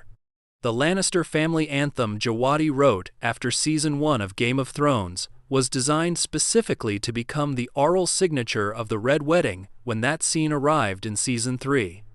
Djawadi built the theme 2 years in advance so that returning viewers would recognize it in the twins and understand exactly what was about to happen. The Blood and Cheese sequence in House of the Dragon's Season 2 premiere uses a similar musical technique to tie itself to the Red Wedding, without ever quoting the Lannister theme directly. Djawadi wrote the score for the scene to carry the same funereal register that the Rains of Castamere delivers during Robb Stark's death, using slow strings and a similar harmonic structure to signal to the audience that they were watching an equivalent moment in the show's history. The choice was deliberate on Djawadi's part, and the two sequences now function as musical siblings across the two shows, with each one delivering a horror sequence that the audience will remember through the sound as much as through the visuals. 53. The CATSPAW dagger may have belonged to Rhaegar. A fan theory that emerged after House of the Dragon's Season 1 finale proposes that the CATSPAW dagger passed through Rhaegar Targaryen's hands before ending up with the assassin sent to kill Bran Stark in Game of Thrones, and the theory rests on the specific inscription the show revealed inside the blade. The dagger carries the Song of Ice and Fire prophecy, the exact piece of Valyrian mythology that Rhaegar was obsessed with across his entire adult life. Rhaegar named his first son Aegon in honor of the Conqueror and the prophecy. He pursued the idea that the dragon must have 3 heads. He eventually abducted Lyanna Stark in what most historians read as an attempt to father the prince the prophecy described. If the dagger passed through Rhaegar's possession at some point in his life, the theory argues, his fixation on the prince that was promised suddenly has a physical anchor. He would have been reading the inscription directly, holding the exact blade Aegon the Conqueror once carried, and drawing his obsession from the object itself, rather than from oral tradition alone. Screen Rant published analysis supporting the theory after the Season 1 finale aired, though the show has never confirmed the connection on screen. Ryan Condal and George R.R. Martin have both remained silent on the theory, leaving it as pure fan speculation that fits the available evidence without becoming canon. The theory remains one of the most discussed unconfirmed connections between the two shows, and the possibility that Rhaegar handled the same dagger Arya eventually uses to kill the Night King adds another layer of continuity to the object's already impressive chain of ownership. 54. Vermithor was King Jaehaerys's dragon. Vermithor's history stretches back long before the Dance of the Dragons begins, and the dragon Hugh claims during the Red Sowing carries the memory of the most peaceful era in Targaryen history. Vermithor, nicknamed the Bronze Fury for the color of his scales and the ferocity of his flame, was the personal mount of King Jaehaerys I, better known as the Old King and the Conciliator. Jaehaerys reigned for 55 years, longer than any other Targaryen king, and his time on the Iron Throne was defined by peace, prosperity, and a stability that Westeros would not see again until Robert Baratheon's reign nearly 200 years later. The dragon lay dormant on Dragonstone for decades after Jaehaerys's death, remaining riderless and unclaimed until the desperation of the dance forced Rhaenyra to seek out new dragon riders. Hugh, a blacksmith and rumored dragonseed, faces Vermithor down inside the caves beneath Dragonstone and successfully bonds with the enormous creature. The moment carries specific weight for anyone who understands the dragon's history. A commoner blacksmith is climbing onto the mount that once carried the greatest peacekeeper the dynasty ever produced, and the war he flies into will help destroy the peace Jaehaerys spent his entire reign building. The dragon that once represented the golden age of the Targaryens becomes a weapon in the war that ends that golden age forever. 55. The Petrified Egg and Blood Magic Connection. The petrified dragon eggs given to Rhaena in Season 2, Episode 3 carry a deeper mythological connection than the direct visual match to Daenerys's eggs, and the link runs through the mechanics of how petrified eggs can be revived at all. Daenerys receives her 3 petrified eggs from Illyrio Mopatis as a wedding gift, and the eggs remain inert stones for the entire first season of Game of Thrones until the finale. The eggs hatch only after Daenerys enters the funeral pyre of her dead husband Drogo, alongside the sacrificed body of the witch Mirri Maz Duur, whose blood magic provides the specific ritual energy required to restart dragon reproduction after centuries of stone. The connection matters because the petrified eggs Rhaena carries out of Westeros in the dance appear to follow the same rules. Dragon eggs turn to stone when they sit inert for too long without heat or a bonded dragon lord to warm them, and the only known method for reversing the petrification involves blood magic on the level Mirri Maz Duur performed. If the eggs Rhaena delivers to Pentos are the same eggs that eventually reach Illyrio and end up in Daenerys's hands, then the century-and-a-half gap between their petrification and their hatching aligns with the timeline the mythology requires. The blood magic Mirri performs becomes the mechanism that closes the loop, connecting the eggs Rhaena carries to the dragons. Daenerys eventually rides into war, with the ritual energy of a witch's sacrifice serving as the bridge between 2 eras of Targaryen history. 56. Aegon III, the survivor who ends dragons. Rhaenyra's son, Aegon the Younger, eventually crowned as King Aegon III, becomes one of the most consequential figures in the entire Targaryen dynasty, and his role in the endgame of House of the Dragon is already being set up across the current seasons. Aegon the Younger survives the dance despite watching his mother be eaten by Sunfire in front of him, an experience that reshapes his entire adult life. He inherits the Iron Throne after both his mother and his uncle Aegon II are dead, becoming king as a traumatized child who has witnessed atrocities most adults cannot process. His reign earns him the nickname Dragonbane, and the epithet carries a specific meaning inside the mythology of the family. The last Targaryen dragons died during his time on the throne, ending 3 centuries of dragon riding that had defined the dynasty since the arrival of Aegon the Conqueror.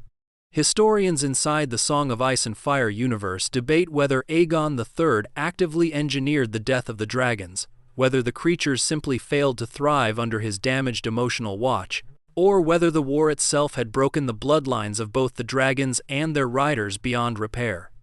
Dragons do not fly again in Westeros until Daenerys hatches her 3 eggs in the Game of Thrones Season 1 finale, roughly 150 years after Aegon III's reign, and the gap between the dance's endpoint and Daenerys's arrival is defined by his choice to let the fire go out. 57. Arya as the ghost of Harren the Black. Harrenhal's curse extends across every era of Westerosi history the audience has watched, and one of the most quietly consequential connections runs through Arya Stark's time inside the same castle during Game of Thrones Season 2. Arya arrives at Harrenhal as a prisoner during the War of the Five Kings and gets pressed into service as Tywin Lannister's cupbearer, giving her intimate access to the most powerful man in Westeros during his campaign against Robb Stark. Her time inside the castle produces one of the most consequential character developments of the entire original series. Arya befriends the assassin Jaqen H'ghar during her captivity, and Jaqen owes her 3 deaths after she saves his life during her arrival at the castle. Arya names 3 targets across the season, and Jaqen kills each of them in ways that appear supernatural to the other Harrenhal residents. The murders are attributed inside the castle to the ghost of Harren the Black, the vengeful spirit of the man Aegon the Conqueror burned alive with Balerion 200 years earlier. The audience knows the killings are Arya's doing, but the residents of Harrenhal read them as the fulfillment of the curse Alice Rivers describes in House of the Dragon. Arya becomes the physical embodiment of the Harrenhal curse for a full season of Game of Thrones, and her time inside the castle plants the specific mythology that House of the Dragon later dramatizes through Daemon and Alice. 58. Alice Rivers, House Strong, and her prophetic powers. Alice Rivers arrives inside House of the Dragon carrying a genuine ambiguity that Fire and Blood preserves deliberately, and her character sits at the intersection of magic, madness, and manipulation across every scene she appears in. She is a bastard of House Strong, rumored to be the daughter of Lionel Strong, which would make her the illegitimate sister of Larys and Harwin Strong. Her role at Harrenhal spans decades, and the show has established her as a woods witch capable of dream-true visions, prophecies that come to pass with specific accuracy, and knowledge that stretches beyond what a woman living in a ruined castle should reasonably possess. Her most direct prophecy inside the show is her warning to Daemon that he will die at Harrenhal. The line lands casually, delivered inside a conversation that Daemon dismisses, along with most of Alice's stranger utterances.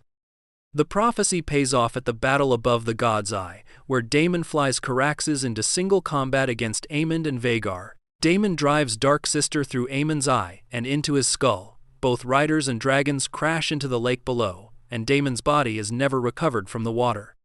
The God's Eye sits directly beside Harrenhal, which means Alicent's warning that Daemon will die at Harrenhal comes true in the most literal geographic sense possible. The Fire and Blood account of Alice extends further than the show has yet dramatized. She becomes Aemon's lover during his time occupying Harrenhal, and she eventually claims to bear his child in the war's final stages. The unreliable narrator structure of the book, with multiple maesters providing conflicting accounts of the same events, leaves Alice's true nature deliberately contested. Some accounts describe her as a genuine witch with supernatural powers. Some describe her as a manipulative healer, using knowledge of herbs and psychology to convince desperate men that she can see the future. Some describe her as a simple woods witch, caught in extraordinary circumstances. The show has been leaning toward the supernatural reading, but the ambiguity Fire and Blood preserves gives the writers room to shift her characterization in whichever direction Season 3 requires. 59. Dracarys appears 200 years early. The most famous single word in the entire Song of Ice and Fire franchise appears in the very first episode of House of the Dragon, and its earliest use lands with a completely different emotional weight than the version most viewers remember from Game of Thrones. Rhaenyra Targaryen speaks the word Dracarys during the funeral of her mother Aemma, standing beside her father Viserys at the burning pyre where Aemma's body has been laid to rest.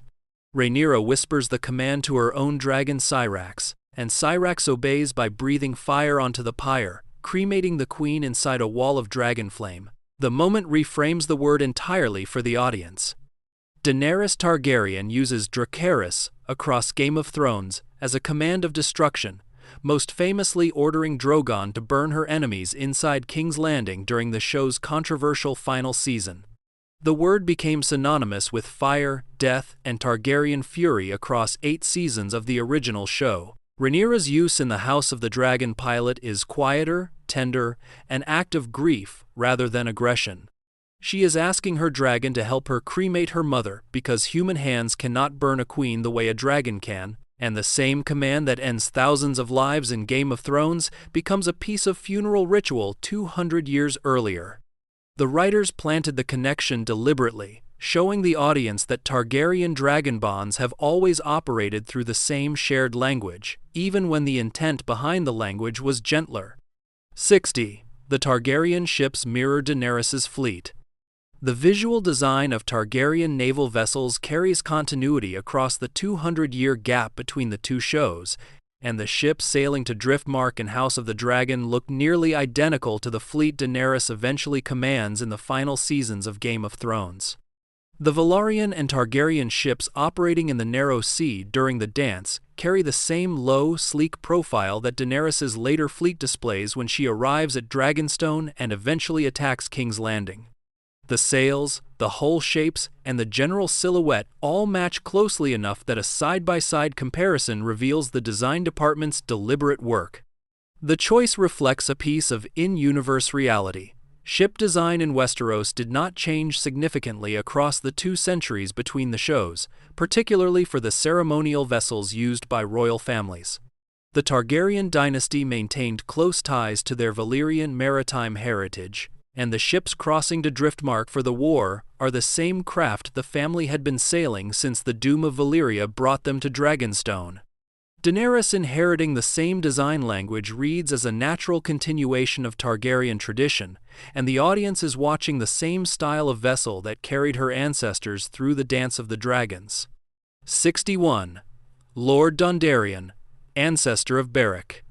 Season 1, Episode 4, delivers a small piece of casting trivia that rewards Game of Thrones viewers who paid close attention to the Brotherhood without banners. When Viserys parades a group of noble suitors in front of Rhaenyra, hoping she will accept one of them as a husband, one of the older lords in the lineup is introduced as a Lord Dondarrion. The character has only a brief moment on screen, and most viewers moved past him without recognizing the surname. The Dondarrion family produces Beric Dondarrion 200 years later, the leader of the Brotherhood without banners in Game of Thrones. Beric is one of the most spiritually significant characters in the original show, resurrected 6 separate times by the Red Priest Thoros of Myr through the power of the Lord of Light. His arc connects the Brotherhood, the Hound, and eventually Arya's return to Westeros, and his flaming sword becomes one of the most recognizable weapons of the original series. The Dondarrion appearing in House of the Dragon is his direct ancestor, and the small nod plants the family's presence in Westeros 2 centuries before their most famous descendant becomes a central figure in the war against the White Walkers. 62. Rickon Stark declares for Rhaenyra. The House of the Dragon pilot delivers a Stark cameo that catches every returning viewer off guard, and the confusion comes from the specific first name the show chose to use. Lord Rickon Stark of Winterfell attends the Great Council of 101, where the lords of Westeros gather to choose between Viserys and Rhaenys as the heir to King JAEHAERYS'S. The Rickon in the scene is not the young child of the same name from Game of Thrones. He is an ancestor of that Rickon, a full-grown Warden of the North representing Winterfell at the highest political gathering of the era. The name choice is deliberate. Stark tradition preserves specific family names across generations, and Rickon has been used across the dynasty for at least 2 centuries by the time Ned Stark names his youngest son. The House of the Dragon version reads as a callback that rewards attentive viewers, since the young Rickon Stark from Game of Thrones dies in the Battle of the Bastards after being tortured by Ramsay Bolton, one of the most brutal deaths in the entire original series.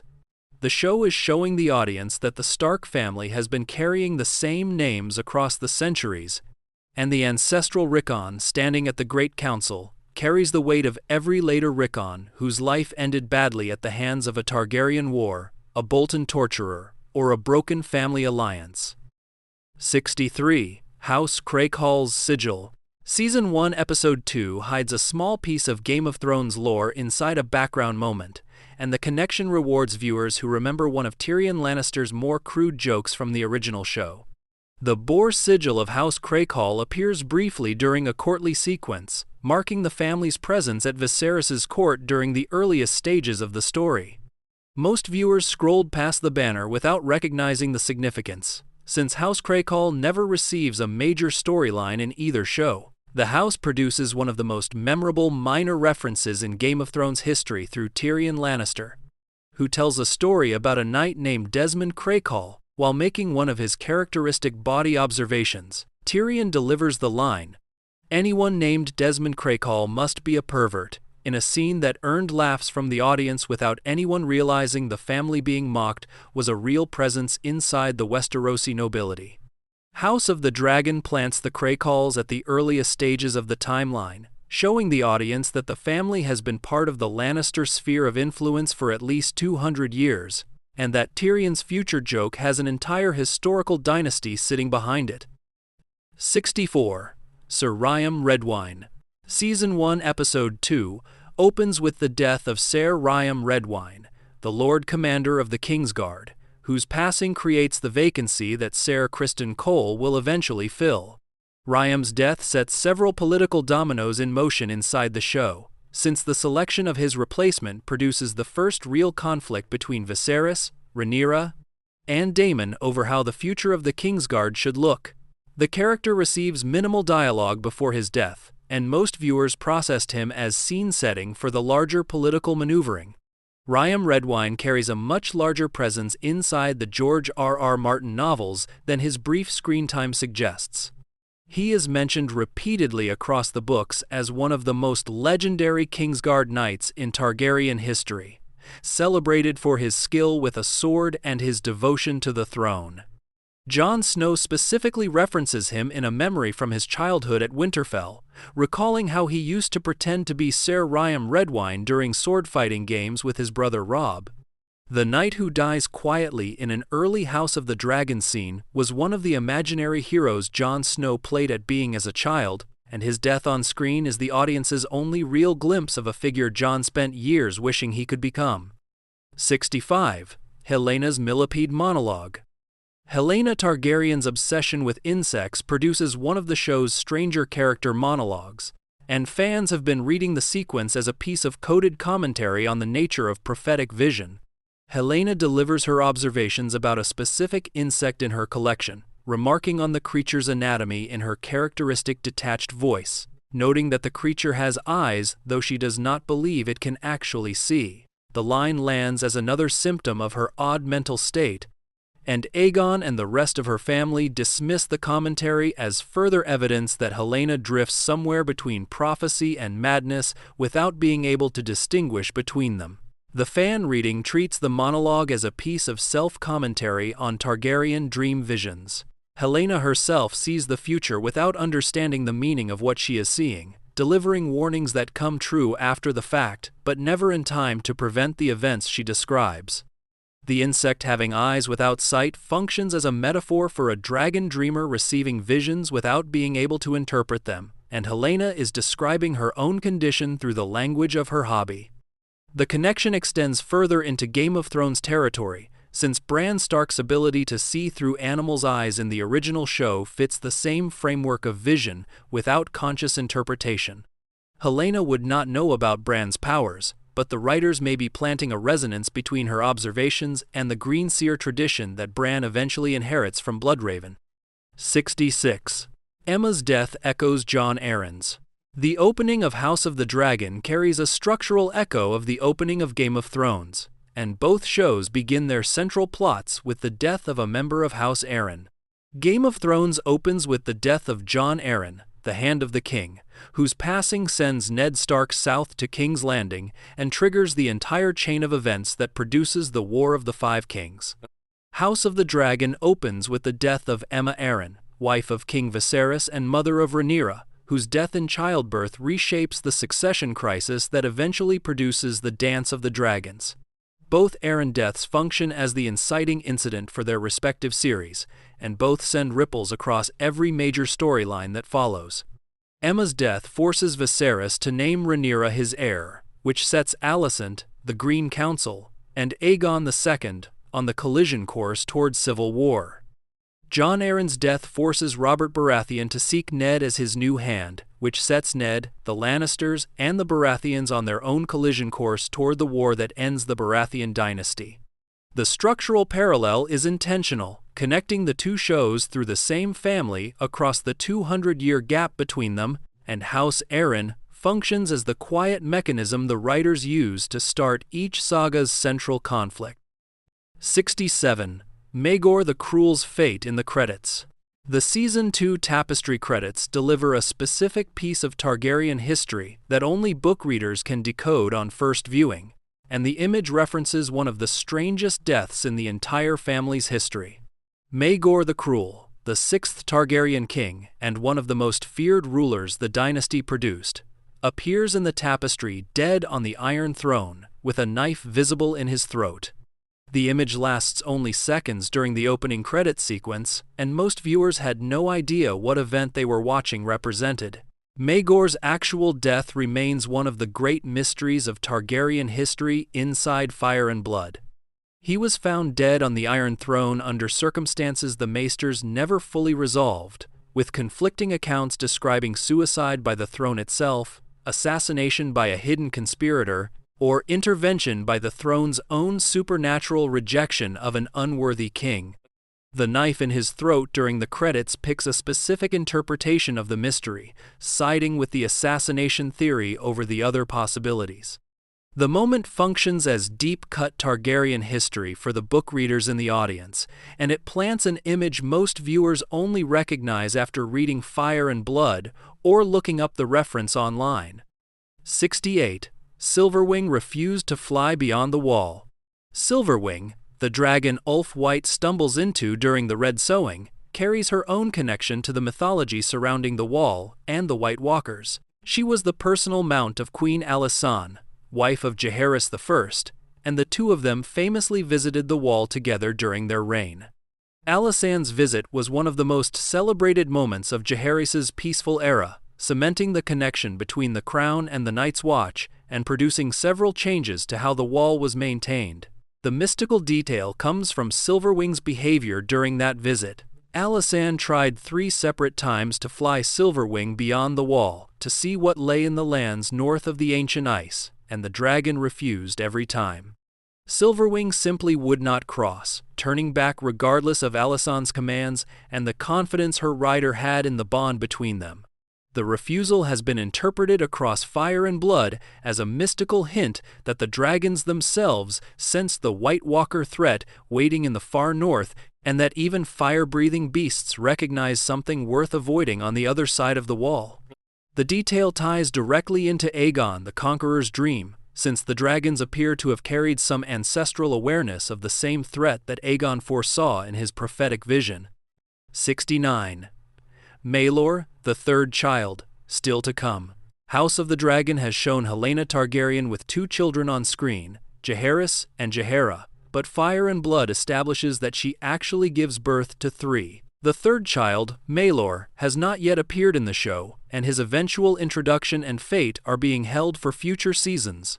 Maelor's absence from the current story is a deliberate structural choice, since his existence changes the emotional geometry of several key scenes if the audience is aware of him too early. His fate inside Fire and Blood is one of the darkest moments in the entire Dance of the Dragons. During the chaos of the war, Maelor becomes separated from the royal family and ends up in the hands of small folk who recognize him as a Targaryen prince. What happens to him next depends on which account inside Fire and Blood the reader trusts, but every version of the story is horrific. His death becomes one of the sequences the book uses to demonstrate how completely the war corrupts every level of Westerosi society, and the show has been holding him back to give the eventual reveal maximum impact when Season 3 or 4 delivers it. 70. The Fourth Egg Mystery. Rhaena Targaryen carries 4 petrified dragon eggs out of Westeros in Season 2, Episode 3, and the discrepancy between her 4 and Daenerys's 3 has become one of the strongest planted mysteries in the entire show. 3 of Rhaena's eggs match the gold, green, and black coloring of Drogon, Rhaegal, and Viserion, the 3 dragons Daenerys eventually hatches from Drogo's funeral pyre.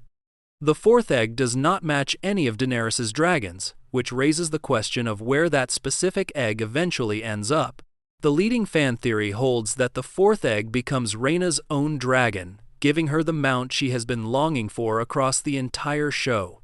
Rhaena has been positioned as one of the Targaryen women most desperate to become a dragon rider, and Fire and Blood establishes that she does eventually claim a dragon of her own during the dance's aftermath. If the egg she carries becomes her mount, the fan theory turns the moment into a piece of quiet foreshadowing for her eventual character growth, planted inside a scene most viewers watched as a Daenerys callback rather than a Rhaena setup. The theory remains speculation, and Ryan Condal has not confirmed or denied the connection, leaving the 4th egg as an open thread the audience is left to track across the coming seasons. 71. Eddard Waters and Martin Rain sent to the wall. Season 2, Episode 7, delivers a small piece of house name trivia that rewards viewers who remember one of the most famous songs in the entire Song of Ice and Fire universe. 2 failed Kingsguard knights are stripped of their white cloaks and sentenced to the wall during the episode, and one of them carries the surname Rain. The character receives minimal screen time, and his story ends with the exile to the Night's Watch, but his family name lands with specific weight for book readers. House Rain is the extinct noble family that Tywin Lannister annihilates centuries later inside the events referenced by the Rains of Castamere, the Lannister anthem Ramin Djawadi wrote for Game of Thrones Season 2. The Rains rebelled against Tywin's father during Tywin's youth, and Tywin's response was the total destruction of the family, drowning them inside their own castle and leaving no survivors. The song commemorates the event as a warning to any house that considers crossing the Lannisters. The Rain appearing in House of the Dragon exists a full century before Tywin's massacre, showing the family in an earlier era when they still stood as a functional noble house rather than a cautionary tale. 72. Sir Duncan the Tall and Dunk and Egg Groundwork. Game of Thrones plants the seeds of the extended Westerosi timeline through Old Nan's conversations with Bran Stark, and one of her earliest offers to tell him stories includes a reference to Sir Duncan the Tall. The name lands casually in the original show, since Old Nan offers Bran a range of possible bedtime stories, and Duncan is only one of many. Most viewers processed the mention as background flavor for the Stark family's oral tradition without recognizing the deeper significance. Sir Duncan the Tall is the protagonist of A Knight of the Seven Kingdoms, George R.R. Martin's series of novellas set roughly 90 years after the events of House of the Dragon and 90 years before Game of Thrones. Duncan and his squire, a young Prince Aegon who eventually becomes King Aegon V, travel across Westeros in a story that fills the middle span of the timeline. HBO has an official Knight of the Seven Kingdoms series in development based on the novellas, and Old Nan's brief mention in Game of Thrones plants Duncan's presence inside the shared universe a full decade before the spin-off enters production. The Westerosi timeline stretches across all 3 shows once the spin-off arrives, and House of the Dragon sits as the earliest chapter of a story that Duncan will eventually continue. Honorable mentions. Before wrapping up, there are a handful of smaller Easter eggs that did not earn their own dedicated sections but still reward a mention.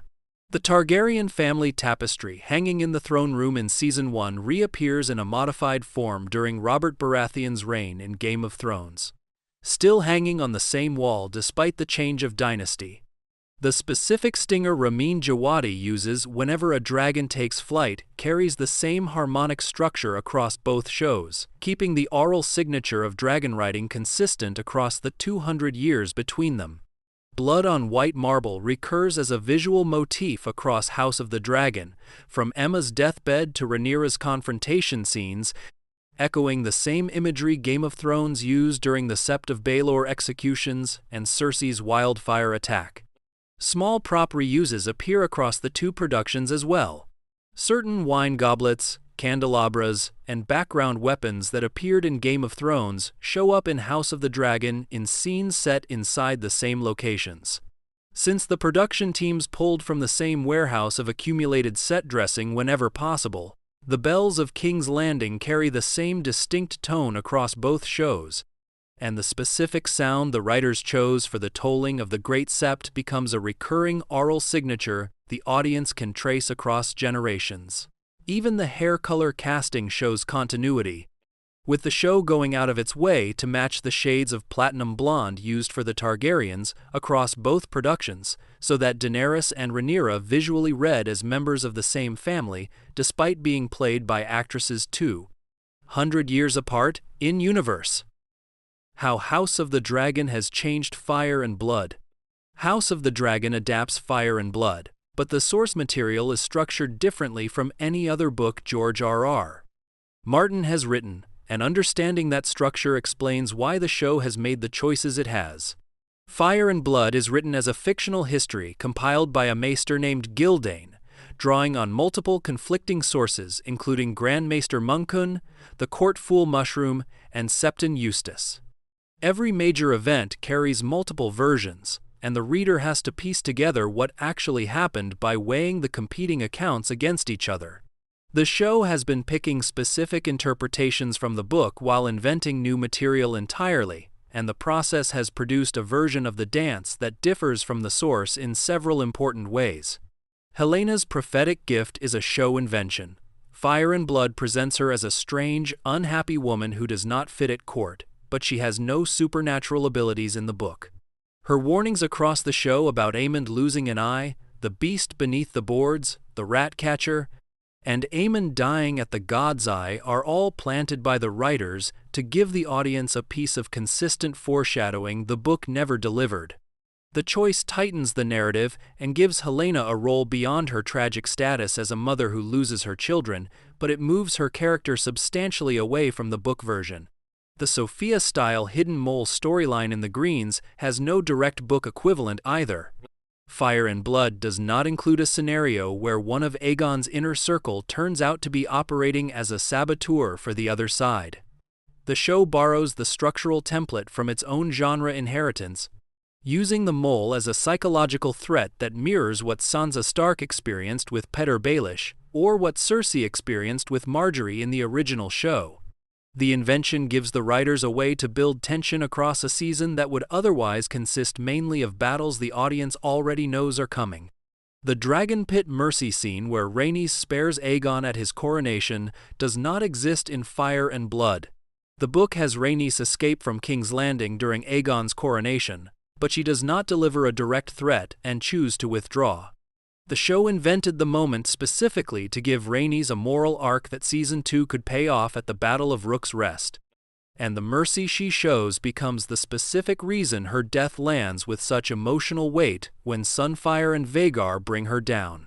Blood and Cheese in the book is a more chaotic sequence involving Aegon's mother Alicent being present in the chambers, which the show simplified into Helena's forced choice between her children to focus the horror on the mother, rather than spreading it across 3 generations of Targaryen women.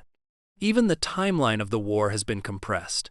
Fire and Blood covers the dance across roughly 2 years of in-universe time, with individual battles separated by weeks or months of political maneuvering, and the show is condensing that timeline to fit inside its 4-season structure. Events that happened months apart in the book are landing within episodes of each other in the show, which changes the emotional pacing of the war and forces certain characters into decisions faster than the book gave them time to make. The compression is why some fans of the source material feel Season 2 spun in place, since the show is delaying events to save them for Season 3, rather than delivering them in the sequence the book provides. What to watch for in Season 3.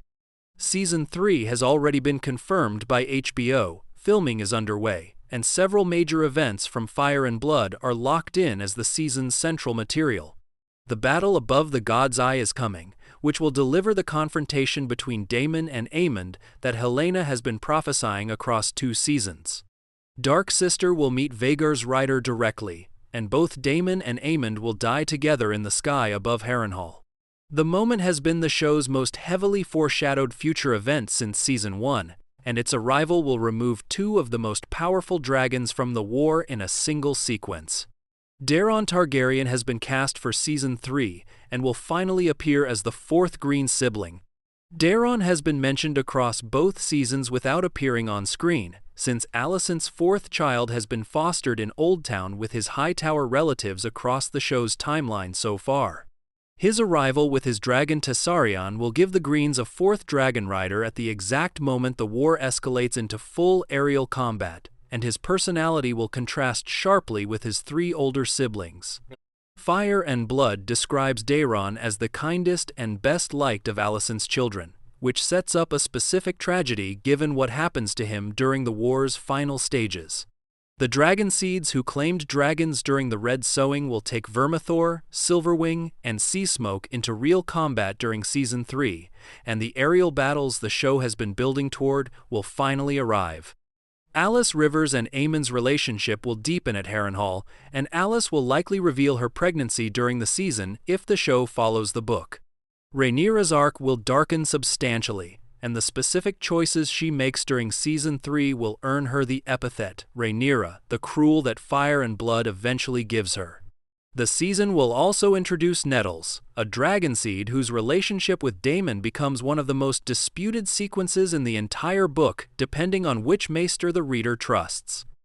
Thanks for sticking around for 2 hours of House of the Dragon deep cuts, and if you want to be around when Season 3 airs and we break down what actually pays off, hit subscribe.